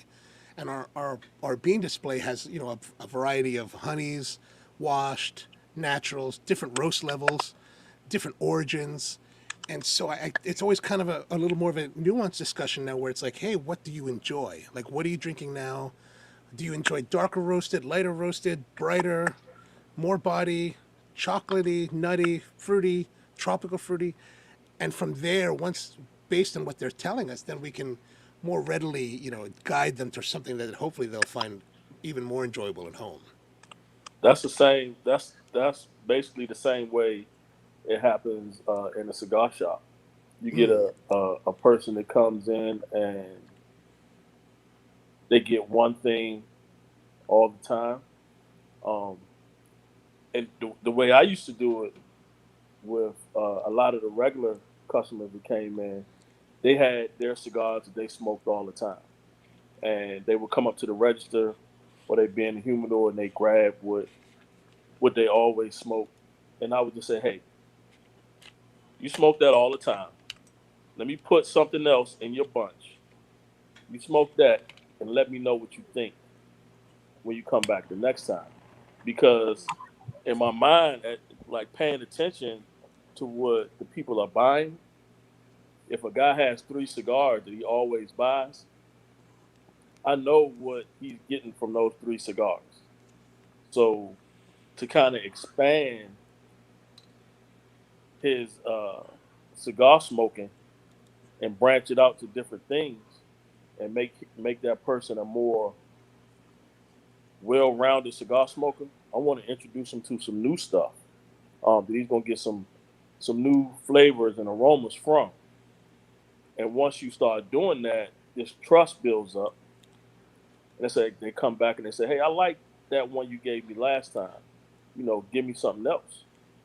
And then it will lead into this relationship where they come in and they say, okay, I got what I normally get. Give me something else to go with this. And they build up that trust, and you start to take them on this journey through cigars that if you didn't really engage with them and pay attention to what they were buying, you wouldn't be able to build up that relationship and that trust with them. You would just ring them up every day for the same 3 or 4 cigars, and that's it. But you broaden their horizons to what's available to them. Yeah. I think that's a really great way to do it. I mean, I think the best tobacconists really take that kind of time. Mm-hmm. And that's one thing that I as a cigar enthusiast, a lot of people always ask me, oh, do you buy a lot of stuff online? And I really don't, because I really enjoy the interaction that you get by going to a shop where you can, talk to the tobacconists and be like, hey, what's new, what's interesting, But one of the things that you're saying, like when you asked about the customer when they come in and you're like, oh, so you try to guide them to the next cigar or to something different. Like, so in your case, from your guys' perspective, if your customer comes in, they're like, man, I love this cigar. Which way do I go now? Because sometimes this is not available. Right. He's specifically asking about the BA Revenge. Yeah. So Specifically, look at this. Yeah. Look at this. So if I got on my desk alone. I got 4 boxes. So Jay, you're asking for yourself. So the BA Revenge is the BA Breach of the Peace. It's just box pressed. Okay, so here's a question that I've been meaning to ask this of Skip online, but I haven't got around to it. So if I took a box of Breach of the Peace, right, and I took the top off of it, and I got a plate, and I put this in a press, and I pressed the shit out of it, would that be the same? You crack the wrapper. Well, what if I sprayed it with water? you wouldn't have to put that much on it. Oh. Meaning, so here's the thing. I think just kind of playing around, we did the same thing here, and I think something the size of like a phone book. Now it didn't square them, but it definitely made them flatter, right? So you basically had like the wrong sides on the sides and flat kind of. So it really, I don't even know what kind of shape you would call that, right? So, but basically, flat and round. It's like oblong. Yeah. Olive shaped. Right. Well, speaking of that, I have this box here, right? And this was one of those special deals that we're not going to talk about. Okay. And from Florida. Thank you very much. Thank you very Hey, no, it's, But anyway, so like, this is the ambition, right? The ambition. Right. My plan was to actually press these, mm. and but that's not happening anymore. Smoked them all. Man, You dude, smoked them before you can press them. It's ridiculous, man. I'm just like plowing through them. That's a good thing. So it's interesting because to me, I don't know how much, Joan, how much Brazilian tobacco you have smoked. I don't know, but the Arapiraca is the wrapper leaf that's used on that. It's a region in Brazil, and it's real earthy. It's and that's when I smell it and taste it, it's got like this kind of earthy kind of taste to it. It's kind of I don't want to say gritty, but it definitely has like this texture and aroma that to me is just it's the best way I can kind of describe it. And so so if you have a coffee that's real gritty and earthy, he might like that. So I'm just saying, you may want to put that right, take some notes. Oh, gritty and earthy. All right. Sorry, Yeah. look for that. Fruity and earthy, yeah. And ours tend to be more on the fruity end of things. And we've actually tried to make coffee that's gritty and earthy, but we don't do it very well. Well, is it? So Yeah. you guys are close to the volcano. Are you guys like? Do you get the? Because to me, it's my assumption that kind of in the valleys, like where the mountains kind of come down, is you have this tremendous amount of rain that kind of comes through, and you get this really replenished mineral content in the soil. Is that? Are you close to volcanoes then? Oh yeah, we're close to the volcano. So if you all remember the images of what we call like from 2018, all the volcanic eruptions that happen here, and we were shocked because we're used to there being like a hole in the ground and lava coming out, as opposed to neighborhoods, just streets cracking open, and all of a sudden Middle Earth is coming up to meet you. So we were stunned by that. Yeah, that didn't happen where we live. That happened further east in Hawaii. But for us, we are the first community downwind of the Kilauea volcano, the Kilauea crater. And so we got tons of ash for months. So it's really good when you get ash in the coffee field and it's followed by a heavy rain, because then it washes all that ash into the ground. It's really good for the soil. And that did happen sometimes, but sometimes what happened is that you would just get these daily layers of ash accumulate, and then you'd have a little bit of rain, and then you'd end up having, like an acid rain effect. And so it would, the younger leaves would end up being kind of gnarled. The older leaves were fine. But the worst part was really for the humans. It was almost like a precursor to COVID. Everybody was wearing masks around here. We have like a little tiny couple mom and pop stores, and there's one that has a bench outside where all the old men will sit and talk to each other, the kapuna, the elders. Nobody was outside. Everybody was in their houses wearing masks as they were driving. I was doing things like stuffing towels underneath the cracks of the doors here, and sometimes turning on the air conditioner to help clear the air. But yeah, when I look back on it now, it's like, oh yeah, it was like a precursor to COVID, and a bunch of us had masks left over from that from that eruption when COVID started. Yeah, it's kind of crazy. Wow. But then it ended, and then everything was quiet. Oh, and I should say the other thing that happened during that time was all the earthquakes. So there is actually a town called Volcano that's much closer to Kilauea.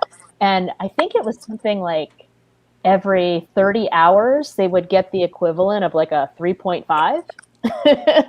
And so like, you would just know it's almost like a heartbeat. Yeah. And we still get earthquakes now because the lava, Jay, has actually started flowing back into Kilauea. So we have a lava lake again. Wow. Yeah. I've never seen the lava lake there. That's interesting. Oh no, you haven't? Oh no, yeah. When I used to live there, it was never like that. Gone. Wow. Oh right, yeah. And then it's been a while since you've come to see us, and we didn't take you there. But yeah, it's starting to come back. So now we're getting more earthquakes again. So But yeah, I mean that's life on a volcano, man. You know, it's like, oh, okay, No, the earth is so- shaking again. So when I went to Honolulu the first time, we were staying at the Hilton right there. I guess no, the Hyatt next to, I guess, Hilton Head. Is that right? And so there was an earthquake. I want to say in Peru, and there was these tsunami sirens, and so the tsunami was going on, and so I'm like, what do we do? You know, and I called people that are kind of hosting us for the events, and they're like, well, where are you staying at? I said, I'm at the Hyatt, and they're like, what floor are you on? I said, like, I'm on the 52nd floor. And I'm like, oh, you're in the best place to be. You know what I mean? Yeah. So You're fine. You're fine. yeah. You're fine. But however, you kind of sitting outside, you can kind of see the water level starting to get a little bit higher, right? And a little bit higher. And so finally it had passed, you know, the beach area and was out onto the street. And you're like, you see all these surfers out there, and you're like, should we be here? It's like, you know, like, I don't know. Like, what if it comes up the towers? Like, I don't know. You know what I mean? Like, so, good time. 52nd Yeah, floor, like in you're that movie. fine. Yeah. Unless it's like deep impact kind of like tidal wave, then. Yeah. Oh well, Well, then it's getting even then better. forget it. We're all gone at that point. All done, all done. We all just say goodbye to each other at that point. Yeah, yeah, and we hear those tsunami sirens once a month. Actually, I think it's the first Wednesday of every month. And to be honest, it sometimes freaks me out. I'm like, oh no, there was an earthquake that happened somewhere, and then I look at my calendar like, oh no, it's just the beginning of the month. It's just they're just testing it out. Oh, okay. Yeah. Okay. But the really freaky one was I think I don't even remember. You guys remember when we had that scare of the missile that was supposedly coming over from North Korea? When they sent out the false alert to all of our iPhones, like saying, this is not a drill. Oh man, mass freak out. Oh, So, yeah, that was- I Michael, I remember had that.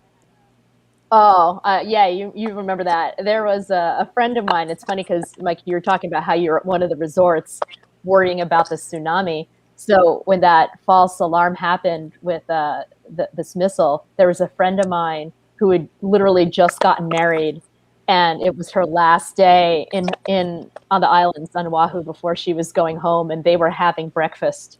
I don't even know where. And then this text comes through, and their server was saying, oh yeah, my dad just texted me, wished me farewell, told me to go up to the roof and like have a beer or something like that. And she and her husband freaked out, and they were running all over Honolulu trying to like figure out what they were supposed to do. I mean, there were people who were abandoning their cars in the middle of the highway. There were people who took the manholes, opened them up, and like slipped their children inside. I mean, it was nuts over here. So like when you think about that, a tsunami warning seems kind of like meh. Well, at least with tsunami, you can, technically you can kind of run to some kind of safety. Yeah. With Totally. a nuclear bomb, there's and they have the sign, right? Jesus, Yeah, where do you would they know say that? this is not a drill, right? And with the tsunami warnings, they actually have the tsunami zones marked off. So if you pay attention to the signs, you'll know how far to go so that you're in a safer area. Yeah, but certainly with a nuclear warhead, that's not possible. So anyway, I'm glad that was. I'm glad it was a fake, because otherwise we wouldn't all be sitting here talking today. Thank God. But let's see. So Rusty says he's got a tobacconist that he knows based on past purchases. So just like you were saying, Sean, earlier about that as well. Where's Rusty at? Rusty's in New Jersey. Okay, is that the Smoking Dog? I wonder if you're talking about John over at Smoking Dog. Oh, I wonder. And I don't know if you caught this earlier, but Rusty is actually Joan's brother. Okay. It's my brother. Yeah. Right. The one in Jersey. That makes So sense.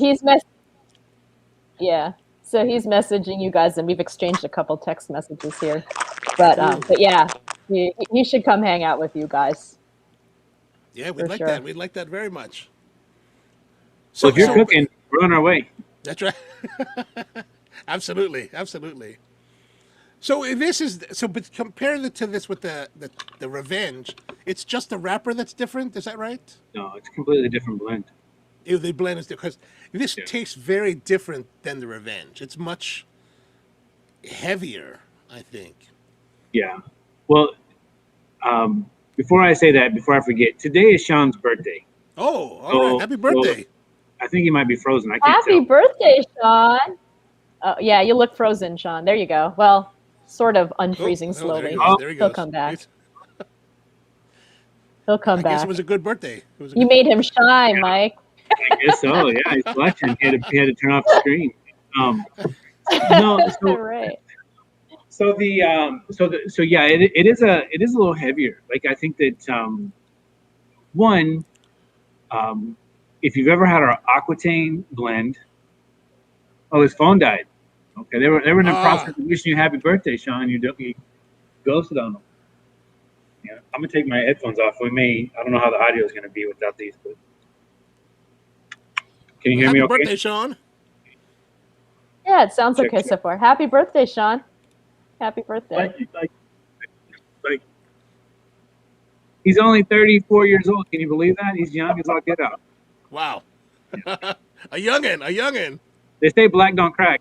So, before, like 15 years ago, like, but I'm 47.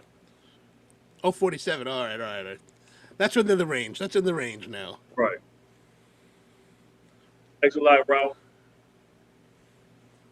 Yeah. So to me, that there's a lot of similarities. But if you've ever had an aqua blend, it has a whole wrapper on it, and so it's got this spiciness to it that I think that I enjoy it. It just has. That's what we're talking about. It's really there's a lot of depth, right, and in body. I think they kind of hung it on the palate. So, Oh, hey, Mike. It's harder to hear you now. You might need to put your it's earbuds getting a back little in bit- because it's a that's little your bit choppy. microphone is closer, right? Yeah, it's choppy right. now. I was trying to include Sean, but Sean, you got to get your own phone. I think Sean might be done. Borrow yours. Yeah. No, we don't. That's a little weird. But so anyways, I think that the wrapper leaf on the Habano wrapper is a little bit heavier than what you would find in the Brazilian Arapiraca. So it just has a lot more body and texture to it. So, but I think it's a very well balanced cigar. Yeah. But it's a completely different experience than the Revenge. Very different. So, as far as now, do you enjoy it? Like, so between this and the Revenge, you would still take the Revenge over this? Over the Tarred and Feather? Yeah, I think so. I think because this one's, I think, heavier, but I think I just, of all the cigars that you guys make, the Revenge is really the one that I go to the most. Nothing wrong with that. Yeah. You know, I would love to go. I would love to go more to the 2013 La Campagna, but there's no more of those. Yeah. I have two that I keep telling you I'm going to send you. I got to give them to Sean. Right. But I will make sure that they make it. I promise. They're not going anywhere. They're not going anywhere. I mean, I still have them, so I promise I'll get them to you. Right on. Yeah. I appreciate that. The La Campana was a cigar that we made. So basically, it's in our craft series. It's kind of like this cone that it's smaller on one side and gets bigger on the other, and it's multicolored. So it's a very beautiful cigar. And we only made a couple thousand boxes, and so when he says that they're gone, it's kind of like this Hawaii, this blend that we're drinking that it is very little of it, and once it's kind of gone, it's kind of gone. So one of those kind of scenarios. So Yeah, that was really a wonderful release. Actually, I'll show it so Joan can see. This is what it looks like. There we are. That was the release. I see. Does it have the whole? Yes, it had this kind of torpedo. I guess what's that? A torpedo shape? Is that right? Or What would you call that, Mike? Well, it's more of a figurado. I think is probably the best way to describe that. Here's the thing. So, like, in the 90s, I distinctly remember there was a lot more cigars made of this style. Sure.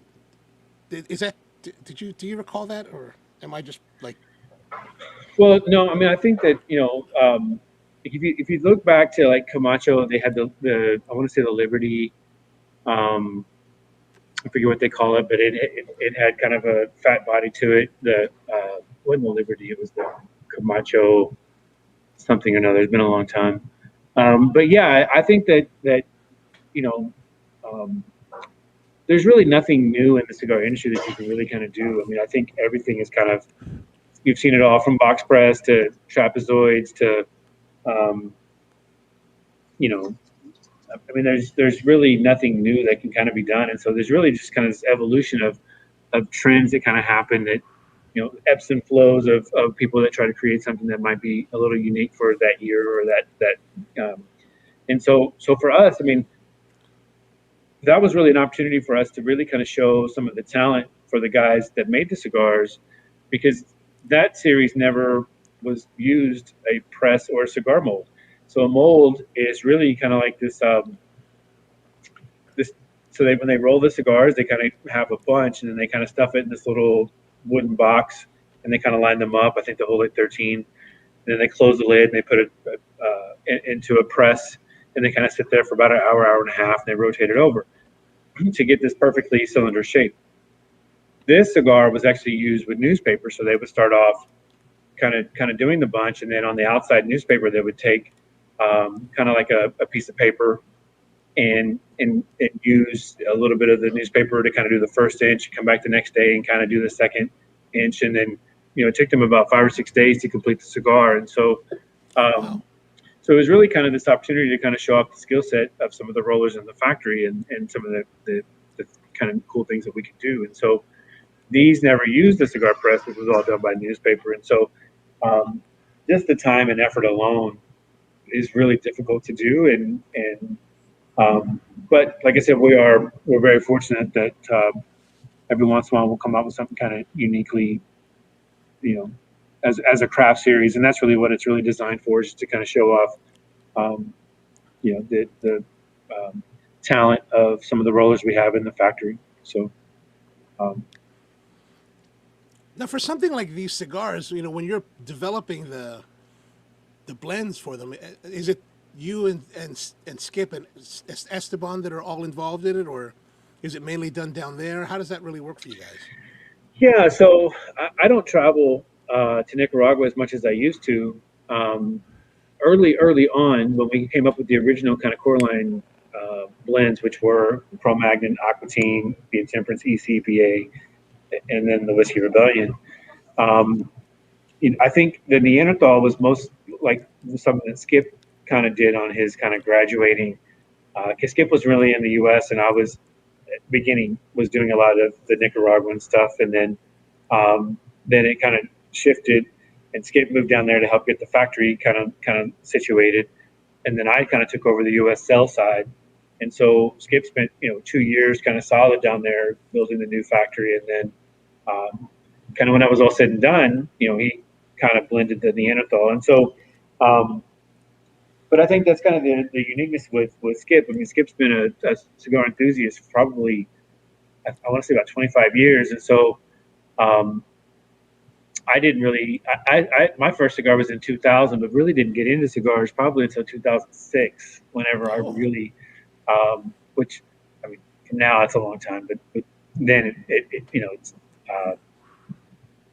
it seems like forever ago, right? But it's really, but Skip was in the Navy and started his, while he was an enthusiast in the Navy. And so, he probably was about 5 or 6 years before I kind of got into it. And so, anyway, so really so Skip and Esteban will start off. Esteban procures all of the tobacco. So he's the kind of guy that goes out, looks at all the raw tobacco, will tell you this is what it's going to yield out, this is what it'll look like, and we could use this and this and this, and can really kind of is really good at kind of what we call pre-industry. and the raw material side. And then, Skip is really kind of the creative. Like I said, he did all the design work for here, and does most of the names and the cigar names and designs of boxes and all that stuff, and at more of a kind of a high level, a bean counter. Um, and then, I handle the sales and kind of the U.S. side of what we do here, which is, all the handling of the U.S. accounts. And so it's really a great combination, right? Because, I don't go down and tell Esteban, hey, you need to be buying this tobacco, and Esteban doesn't come over here and tell me, hey, you should be taking care of these, accounts and distributors, and Skip's kind of in between the middle and kind of signals to Esteban like what the demand is, what things we should be making and when we should make them.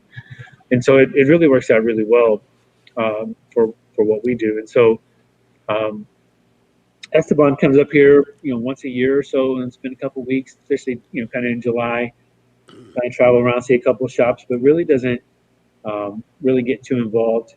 As he's the attention is really at the factory level.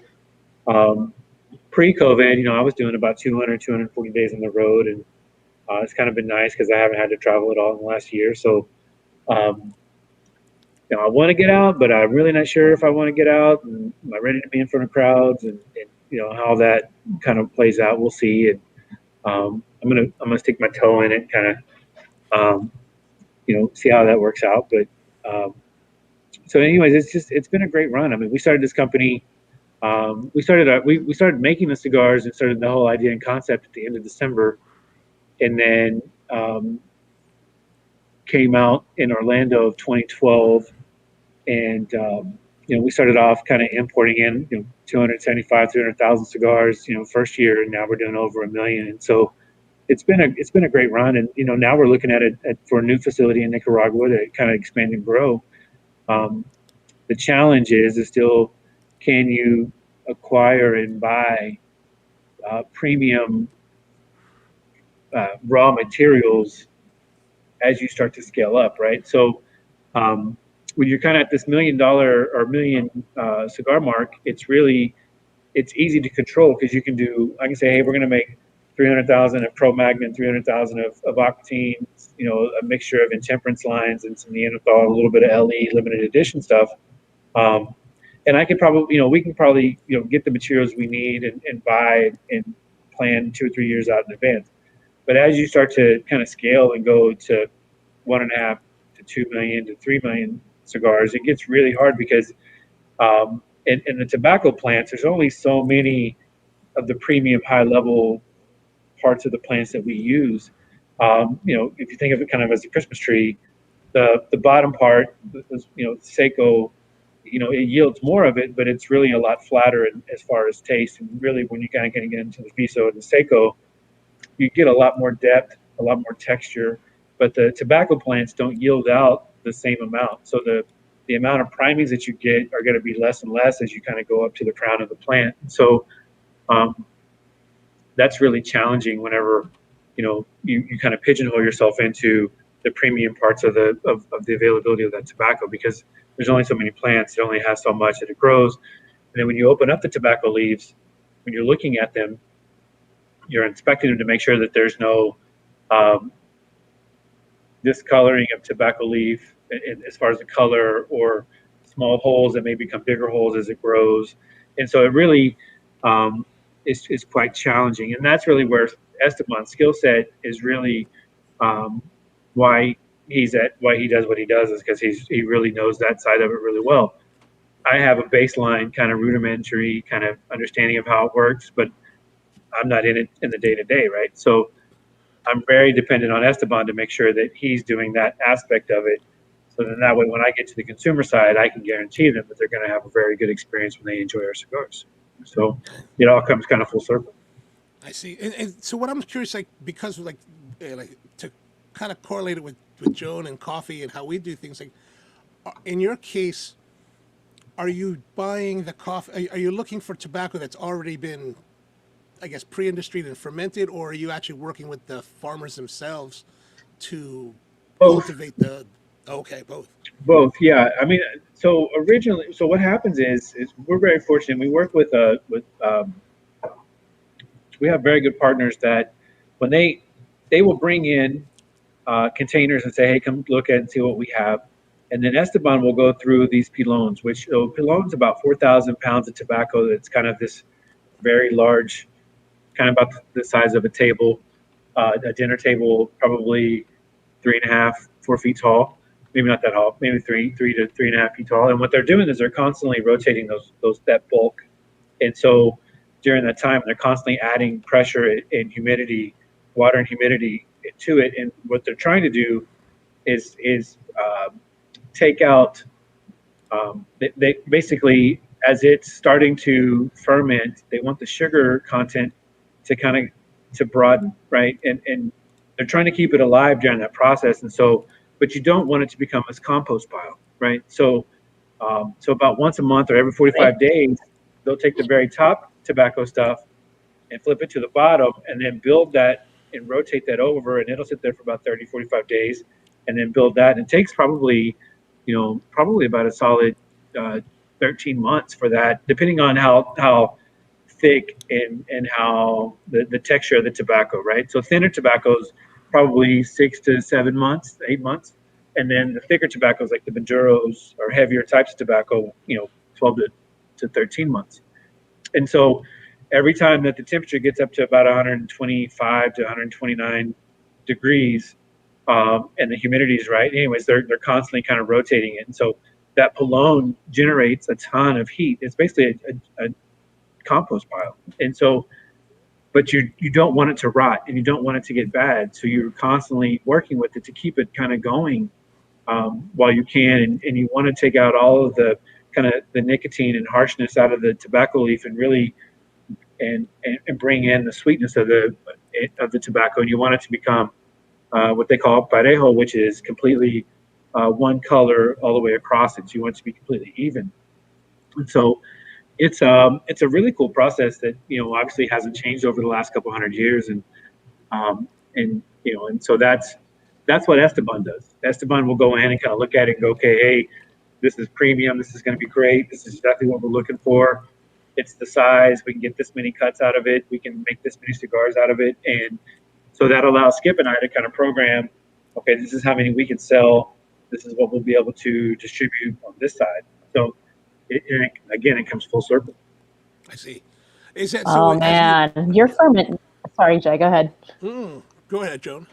Oh, I was going to say. I mean, we're used to thinking about fermentation times in coffee of days, right? Or maybe in certain cases, weeks. But months like that long. Now I understand why you're saying that. In order to scale from one size to basically double that capacity, it takes there's just an enormous amount of complexity when you're dealing with raw material that has to ferment that many months, right? Sure. So it takes about from seed to actually getting it, it's about 3 years. Which is, but if you think about the amount of time that's invested from the seedling, right? So it goes from a seedling and they grow that. Then they plant it up. Once it's kind of nurtured, right? It goes from there. So then they'll take it out to the farms. It'll take about 3 to 6 months to kind of grow as they prune it. What's really kind of interesting is like once the flower starts to bud, depending on the size, texture, and thickness of the tobacco and the tobacco plant, if it's a runt, they pull it out because they don't want that to cross-pollinate with another plant because they're really looking to get stronger, thicker types of tobacco, right? And so, and what I mean by that is, probably 10, 15 years before, a tobacco leaf would be somewhere between 8 to 12 inches. Now they're getting anywhere between kind of this 12 to 16, and sometimes with the elephant, you can get up to 24 inches, like this, the broadleaf, right, is really big. And the reason why that's important is if you take a tobacco leaf, you have two sides. You have the left and the right side. You have the vein that kind of goes down the middle. You pull out the vein. And then depending on kind of the roundness and texture, you might be able to get one, maybe two cigars out of that. So you may be able to get one longer cigar and maybe one smaller cigar. And so once it goes from a seed, they put it in the plant, they grow it, they trim it, they get it all kind of done. Then it goes into a curing barn. And then from the curing barn, it'll stay, 45, 60 days inside the curing barn. And basically what they're doing is they're taking all the chlorophyll out of the tobacco plant. They're going from green to brown, right? So they're adding, again, humidity, heat, and really wanting to kind of pull out all of the chlorophyll out of that and get it to this stage where it's kind of brown. From that point, then it goes into fermentation, which can take, again, another, and it all really kind of goes into, how much space they have and kind of its production process. It's a curing barn. Okay. But yeah, so basically what they're doing is they're drying it out, right? Go ahead. So I was going to ask, is tobacco a perennial, or once it's harvested, does the plant need to be replanted every single time? No, because you're taking, yeah. So it's my understanding that they take them down. That's a good question. I don't know. We have to Google that.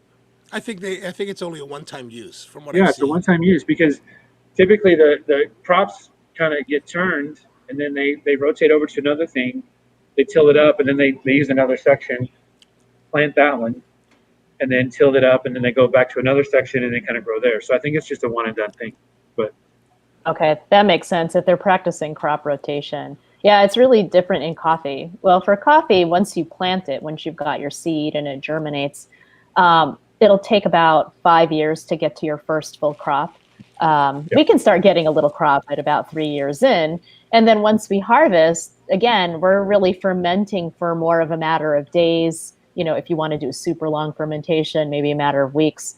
And then after that, you've got your drying process. And then after that, you've got your resting process. But again, for us, it's like if it's harvested to sold, you want to all do that within the same calendar year, right? And so it's in listening to the agriculture side of the business that you're in. I can see how difficult it would be to suddenly try to double your inventory, double your capacity. Yeah. So are you guys investing in your own farms, or are you working with other farmers? Yeah, we work with other farmers. So one of the things about tobacco is, and the best way to put it is, because you're working with different varietals and different regions and different types of soil, to grow your own, section of tobacco, it's hard to make one cigar with everything you're growing, because you're using Dominican, you're using Brazilian, you're using, Condega, you all these different areas. So what ends up happening is, in order to do that, you have to kind of eat the whole buffalo. So you have to find some type of consumption by process of. So if I said, hey, we're going to grow, I don't know, an acre worth of tobacco plants, and that yields out a whole bunch of tobacco, but I'm only using this part and this part, then I have all this byproduct that's just kind of sitting over here that's wasteful. So what do you do with that, right? And so that's always been the challenge with us. So from our perspective is, I would much rather pay a premium to go get the best of what's available and kind of have it kind of ready to go and just pay for the prime cuts, right? So I don't have to worry about the hamburgers. I don't have to worry about the hot dogs. I just want the prime, and I'm going to pay extra for that. And so the genius kind of what we do is we try to figure out, how do you get top dollar prime and then make a product that's available and affordable at the price point that we put it out into the market space, right? Because our products kind of range at this $8 to $10 price point. So it's not, super extreme expensive, and it's not super, super low. So we use the efficiencies of kind of of running a business to make sure that we kind of pass this cost savings along, and our margins aren't necessarily as high as some of these other people, but it makes us creative in the market space, which really has kind of cultivated this subculture of people who follow our products at a rate that they do, because they know when they get something, they're getting it. They're smoking. They paid $8 for a cigar that competes with the $12 and $15 cigars. Yeah. That's really So, I think Jay, that's an correct. important point. No, because like what Yeah. he's saying is like, and as a cigar consumer myself, that's something that I find really impressive about RoMa is that, like this cigar here, the Revenge that I normally smoke, this is you can get it for $8 to $9 depending where you're getting it per stick, where a comparable cigar from another manufacturer will be easily $13 to $18. Yeah. And so for me, it's as a consumer, what I've always been curious, Mike, is that how you guys are able to do that, because everybody else that releases a cigar is at least $13 now, and Right. you're delivering a great product that in many respects is superior, but at a much more approachable price point. Right. So the idea was always, I mean, obviously there's, coffee tobacco as a whole, since we started off, I mean, I think before we were buying Indonesian binder for like $4, right? Now it's $9, $9.50, right? When we first started buying Brazilian Arapiraca, it was like $19 a pound. And the reason why that's kind of important, so let's say, for example, we wanted to make 1,000 cigars, right? Just 1,000 cigars. So I look at it and go, how many pounds of tobacco do I need for wrapper leaf to make 1,000 pounds of cigar, which gives me my average on a whole. So if I said Connecticut, which is the lighter shade, I can get away. I could probably do, because there's not as many. It's thinner and it doesn't take as long to produce. So you could look at it and go, I'd probably get away with 12 to 14 pounds per 1,000 pounds of wrapper leaf to make 1,000 cigars, and pay $24, $25 a pound on some of the, like the broadleaf that we use, like is $36 to $42 a pound, and it takes me, I don't know, 16 to 18 pounds per 1,000. So I'm paying more. It costs more and it yields less, right? So, anyways, there's all these factors, and so it's a huge investment to really kind of get into it and go, yeah, we could. People always ask, well, why is your stuff always on back order? It's like, well, do you want me to talk economics, or do you want me to, you know what I mean? Like there's a process to it. It's one, the demand is higher than what we can put out. Number one. Number two, the availability of the tobacco that we need to buy to get that is very low. So, and then you've got other people that have kind of come in and are making other types of products with using the same thing. So there's a greater demand in other manufacturers that are kind of competing for the same types of tobacco. And so it really becomes quite difficult to scale that. Like that's at the end of the day, that's the bottom line. And so,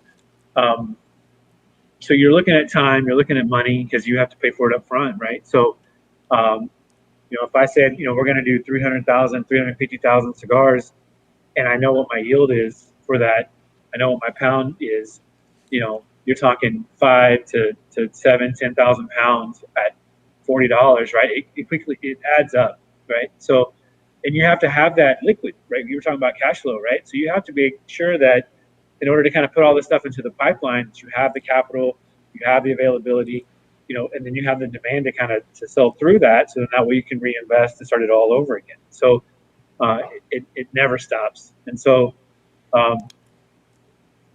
that's just the nature. I'm not complaining. I'm very blessed. I mean, obviously, we take whatever we make and we invest it into this, which then again goes back into the consumer for that experience, right? So again, it all comes full circle, that's really why we do it, right? It's all about the customer engagement and the experience. Yeah, I mean that makes a lot of sense. And I always love talking shop like this. I mean, just from a business standpoint. So when you're talking about the upfront investment that you need to make, how long is it before you're able to recoup that investment? I mean, we're talking a span of, 3 years. months, like years at this point, right? Yeah, 3 years. Yeah. 3 years. Yeah. Which now most people keep their money in a savings account. We keep our money in acquiring as much tobacco as we can, because we obviously understand that when it comes time that it's accounted for and we're going to be able to sell it, right? And that's Mm-hmm. so you don't mind making, you're hoping that that I'm going to get X amount of investment on that money, and and over the course of several years, like it's going to yield out. But then what ends up happening is once you do that, you have to turn around and buy it again. It just the clock starts over and you keep going, right? So Exactly. and that's the but I think that's with any small business that So if Jay, how much coffee do you have on hand? How much raw beans do you have on hand that, like, if you were to say I've got X amount of pounds of coffee, raw coffee, like, what is there a threshold that you try to stay at? For us, not necessarily. We do keep a bit more inventory than we probably should at the moment, but that does allow us to keep a more unique selection of offerings for our guests. But it's definitely not probably the most efficient way to do it. At least the way we do it, probably. Relatively pretty easy. From anywhere in the world, right? Sorry, Mike, we can't hear you. You got to repeat that. Oh, sorry. I'm assuming that you can get coffee from pretty much anywhere if you needed. If you said, hey, oh my gosh, I didn't order X, you could probably get coffee to you fairly quickly. Yeah, overall, if like for certain things, like let's say some of our more standard blends, let's say like the espresso blend, for example, that's something we'll pull from we'll pull different components from different importers throughout the year. So much like I guess something like I'm guessing now, based on solely what I've just read, but like something like in the coffee side we'll have something similar to Lancaster Leaf, where we can pull different coffees if we need to. Sure. No, but again, if you need beans, you have to have cash flow. Like, so, absolutely. So you have to be able to. So if you say, hey, I'm going to buy X amount. So let's say it's 100 pounds. You know what your run rate is on what that is. Kind of, okay, based on supply line management, I need to order. If I bought 100 pounds, I've run through 50. I need to order another 100 to keep the flow, right? Because you have to account for travel and UPS, freight, all those other things, bringing it in, account management. Basically, so let's say you're distributing to other smaller people, right? So they're dependent on you. So you say, okay, this guy's really, whoever I'm selling to Raul over here at this other place, he's boosted his coffee sales. So now I got to bring in an extra, 20 pounds to help support him. You know what I mean? So it's ever evolving, right? And so what I do here, so let's say, I'm calling on you to say, okay, how many boxes of Revenge? Jay coming in, he's buying a box of Revenge a week. So you have 2 on hand. It's going to take him 2 weeks to go through what you have on hand. You probably need to buy 6. And the reason why I say 6 is by the time I get it, import it in, get it processed in, get it shipped out to them, Jay's already gone through the other 2. He's probably going to buy another box when it comes in. Now you have 5. And then when you get down to another 2 or 3, you're going to order again, and I start the whole process all over again, right? So it's really about, I'm making sure that because we don't have just-in-time inventory, everything that we come in is sold out. So we process a shipment here every 10 days. It's probably somewhere between 80 to 90,000 cigars. They turn around, they get shipped out, and 10 days again, another shipment comes in. We break it down, we ship it out, and so what ends up happening is you have to be able to help retailers manage their inventory, because unlike some of the bigger guys, you can call them up and go, hey, I need 10 boxes of X, and they can ship it to you tomorrow because they carry just-in-time inventory. Where ours is already kind of allocated and sold out and kind of planned. And so really what you're trying to do is keep from people, from kind of missing sales opportunity because something is out of stock, right? And so we spend a great deal of time working with cigar shops that kind of understand that operation style of business. So then that way they don't run out of stuff, right? And that's, at the end of the day, you don't want to walk into a shop and go, hey, how come you don't have the cigar that I like to enjoy or the coffee I want to drink? and now you're trying to put me onto something else that's completely out of my profile, right? Like you want to come in. There's a consistency to the things that we kind of do, and so, unfortunately, like for us, kind of like let's say this hurricane is like your highest selling product you've ever put out, and then all of a sudden there's no more hurricanes, so you can't reproduce that, and then you have consumers who are like, well, where's my hurricane blend? And you're, like, what do? You know what I mean? You can try to get close, but nothing is really quite, as accurate as that. And so, but anyways, hopefully you have someone at a barista that can help guide you into the next coolest thing, or a tobacconist that can help kind of get you something close to it. And, but it's just what we do. Yeah, yeah. Well, speaking of that kind of thing, like in your situation with the tobaccos, because it's an agricultural crop, how much variation do you see from with the leaves that you prefer from a year to year basis? Oh, it's bale to bale. Bale to bale, okay. It's bale to bale, yeah. So when you see these guys that say, hey, I went down to the factory and I created my blend, it's that's kind of a baseline, right? And what I mean by that is, Esteli is a city in Nicaragua, and inside of Esteli, it is really well known for the lajero that it grows. So it's a little bitty plant, but it has a lot of body and la fortaleza, which is like the strength of the tobacco leaf, right? It's the body that most people really enjoy. And so what ends up happening is outside of Esteli, you have kind of surrounding areas that grow tobacco as well. And what ends up happening is they may get regional type of outside kind of farms and say, this is Esteli Lajero. And really, quite honestly, it's a little thinner and it's not as thick. It doesn't have the strength. And so what would happen is you would have to actually put two of those types of tobacco leaves together to equal the one leaf of Esteli. The problem in a cigar is that there's only so much space. So if you double up in this other tobacco leaf to get that to equal the strength of the Esteli Lajero, then something else doesn't have room for a specific size, right? So if you're making a 52 Robusto, which is it's a diameter, then if you're putting two into one, that means one doesn't have room. Like the components of the filler leaves don't equally equate, right? So right. That's where Esteban is really good at where he's at to say, okay, we need to get this. We need to buy it right now. This is exactly what we need. This is what we use. This will help you with that consistency. And so, they're kind of running jokes about people in Cuba that are side-by-side neighbors and have completely different crop textures just based on the way that they cultivate and farm and do the things that they have to do and within like neighboring farms, right? So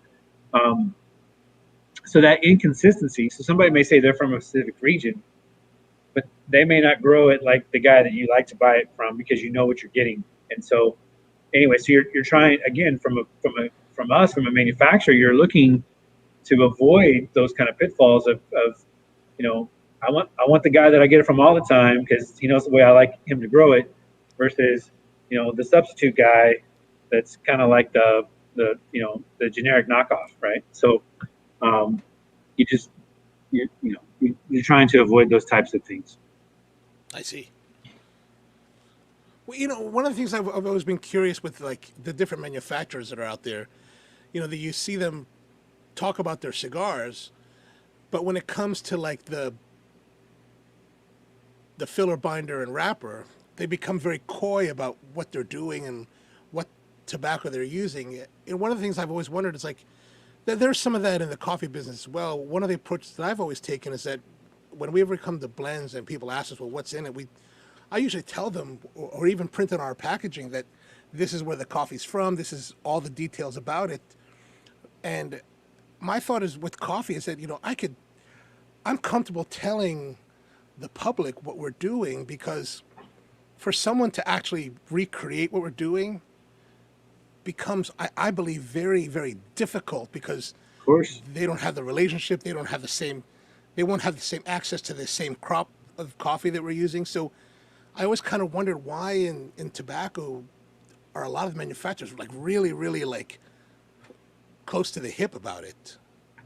Well, Any thoughts on that? I mean, yeah, I mean, yeah, definitely. I mean, there's some I can share, some I can't, but I mean, I would say I think you're absolutely correct, right? Like if we sat down and we all had hamburger patties and we said, hey, let's all make hamburgers, and here's, you know, I don't know, salt and pepper and whatever things that you put into your hamburgers, like you may go get an egg and put it in your hamburger meat, and I may do something else, you know what I mean? So at the end of it, it's still a hamburger, but at the same time, like we all have different cooking, and so from that perspective, I could give somebody exactly what we get, whatever else. But realistically, them making a cigar that comes out just like mine is very, very difficult in doing.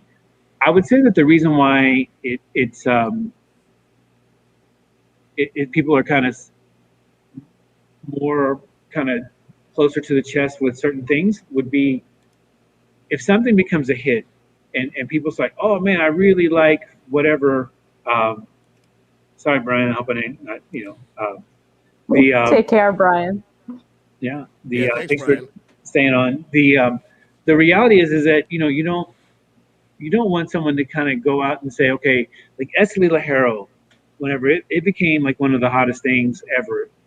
You know, probably whenever Oliva Cane came out, they were like, oh, triple Lajero Esteli, and Cane, which was made by Oliva, took off, right? And then all of a sudden, it got so difficult to buy that type of tobacco because of the consumption and the demand that all of a sudden the availability of it was really sporadic, right, at best. And so really what you're doing is you're like, man, you know, if you find something that's kind of cool and all of a sudden people like start kind of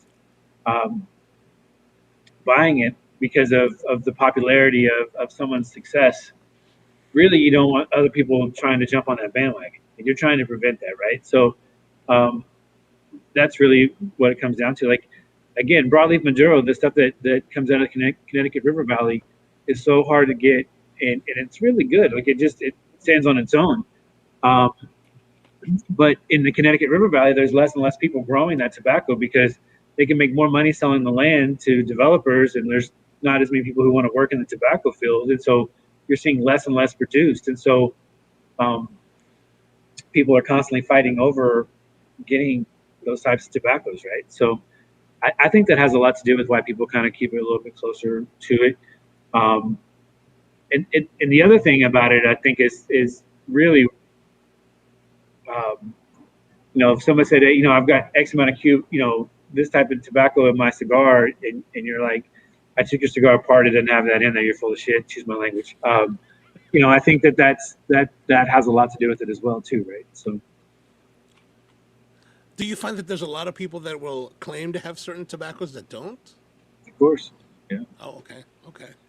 I mean, at the end of the day, like, so you'll see Skip and I kind of make these kind of comments about, you know, my grandfather smuggled seeds in his ass from Cuba, and you know, we have the best seeds, and or you know,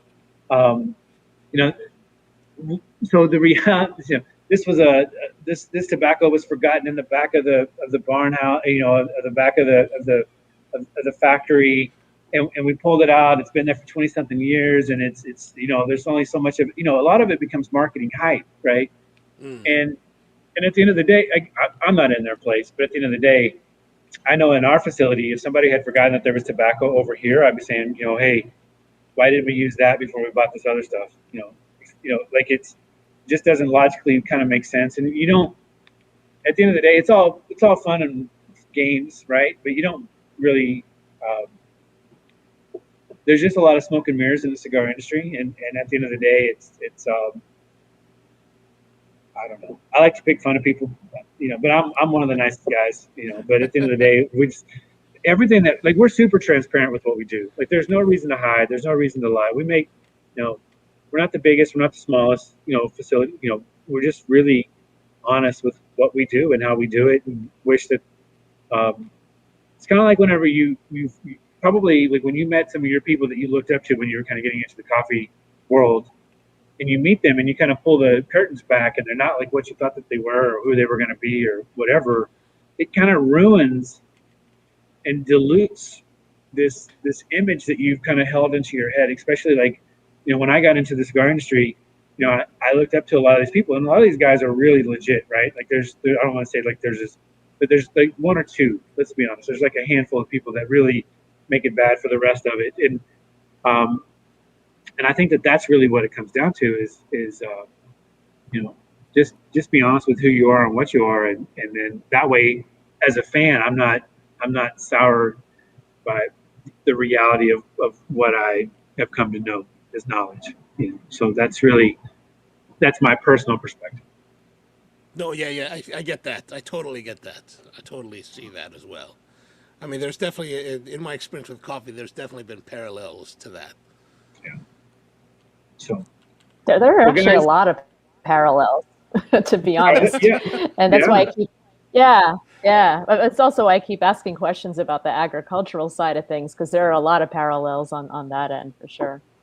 Well, interesting, Joan, like we, Mike's talking about Esteli, where they grow tobacco, and that's where their factory is located. It's actually about an hour from Matagalpa, where we buy a lot of coffee. So a lot of the people that we work with in Nicaragua are actually just, I guess it's not quite the next valley over, but it's very close overall. Like when I went to if I'm in Matagalpa, I'll usually go to Esteli because it's only like an hour away.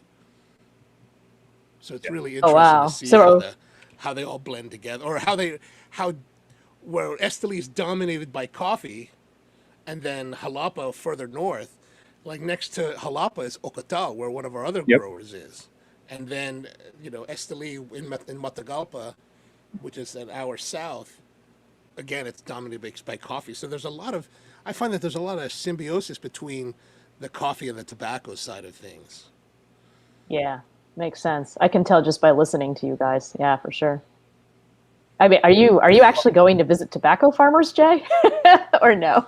Well, I mean, because I go to Nicaragua, I'll stop in Esteli because, usually I'm going to visit Skip or something, and it's not too far away.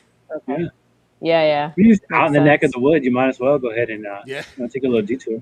Yeah, it's been a little while. Like the last time I was at the factory, they had just finished the walk-in humidor, or no, it was just before they built it, and so it's been a couple years since I've been out that way. Yeah, that might have been like 2016, 2017. Yeah, I think it was 2016, because that's when I got my boots. Ooh. Yeah, there's a you boot some alligator? I go to. Yeah. No, I got iguana boots. Yeah, not bad. Oh, really? That's a really cool process. Yeah. They do the whole thing. They measure out your feet and custom build them. Yeah, and the guy that I go to is Juan Lopez, and he's an Esteli, and he's like he could turn it around in just a couple days. So next time you go down there, Mike, you got to maybe get some boots for him. Well, somebody said that they got their boots, and they were alligator. They brought him back to the States, took him to his boot guy who kind of makes custom boots here in the States, and they kind of evaluated like his $300 pair of boots or $250 pair of boots that he had gotten there, because based on the size of the crocodile square or the alligator square, so this alligator must have been relatively old, and he was saying that those would have cost him, that same style of boot in the States, probably about $3,800. Wow, really? Yeah. Wow. Yeah, the boots, Yeah. the iguanas that I had made, they were only like $120 US. It was really quite affordable. Totally worth it. Yeah. Yeah, totally worth it. Yeah. Worth it. Again, people realize Jay, like the cost. Go ahead, John. I was going to say Jay could do an entire show just on the whole bespoke movement and all the things that he buys on his trips around the world. I don't buy I that mean, much, you get. Well, don't you get shirts and suits made, don't you? I feel like I've seen that on Instagram or something like that. I can't do the suit thing yet. I have my, and plus I don't really have a place to wear suits, so it's like, Well, yeah, this is true, especially now, right? Especially now. What were you gonna say, Mike? Well, just that I don't even remember. It wasn't that important, but I think that we were talking about. It totally slipped my mind. But I think that if you go back, I told Skip, like, if there was ever kind of this FDA kind of closure, that maybe we start doing some kind of really cool leather kind of stuff, because I've seen you kind of do some working with your leather craft. And but I mean, I know what I was gonna say. If people understood like the cost association, like if we had to make cigars here in the United States, in the time and what we have to pay, meaning the cigars that we buy now would be probably 3x of what they cost, because of the labor that is affordable in the Dominican, Honduras, and Nicaragua. And if we had to pay $16-17 an hour to make these rollers to roll cigars here in the stateside, it would be quite expensive. Oh yeah. Well, that it's interesting you bring that up, because like I think Joan is kind of in that situation with their farm, as well as other farms in Hawaii. Is that being a U.S. based firm, you do have those like labor costs to deal with, right, Joan? Or oh yeah, like, I mean, no, I mean the consistently speaking in general now, aside from the specific auction lots, right? Hawaii coffee kind of competes with Jamaica Blue Mountain often, in terms of being, on the whole, the most expensive coffee in the world as a class, right? Yeah. And it sort of depends on, well, did Jamaica have a hurricane this year, or did Hawaii have a hurricane, or is there something that affected the supply in that particular year?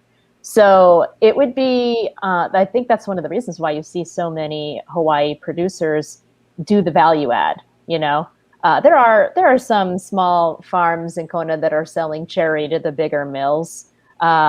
But I mean, it's not their main gig, and then for us who are trying to make it our main gig, it really are selling all the way up through roasted, and preferably retail. So then you're selling off of your website. Yeah, for sure. I mean, and for me personally, I do other things as well. I mean, I have this like growing gig as a grant writer that really grew out of me being a newspaper reporter before. And, being a small industry here, we're always looking for funding for something.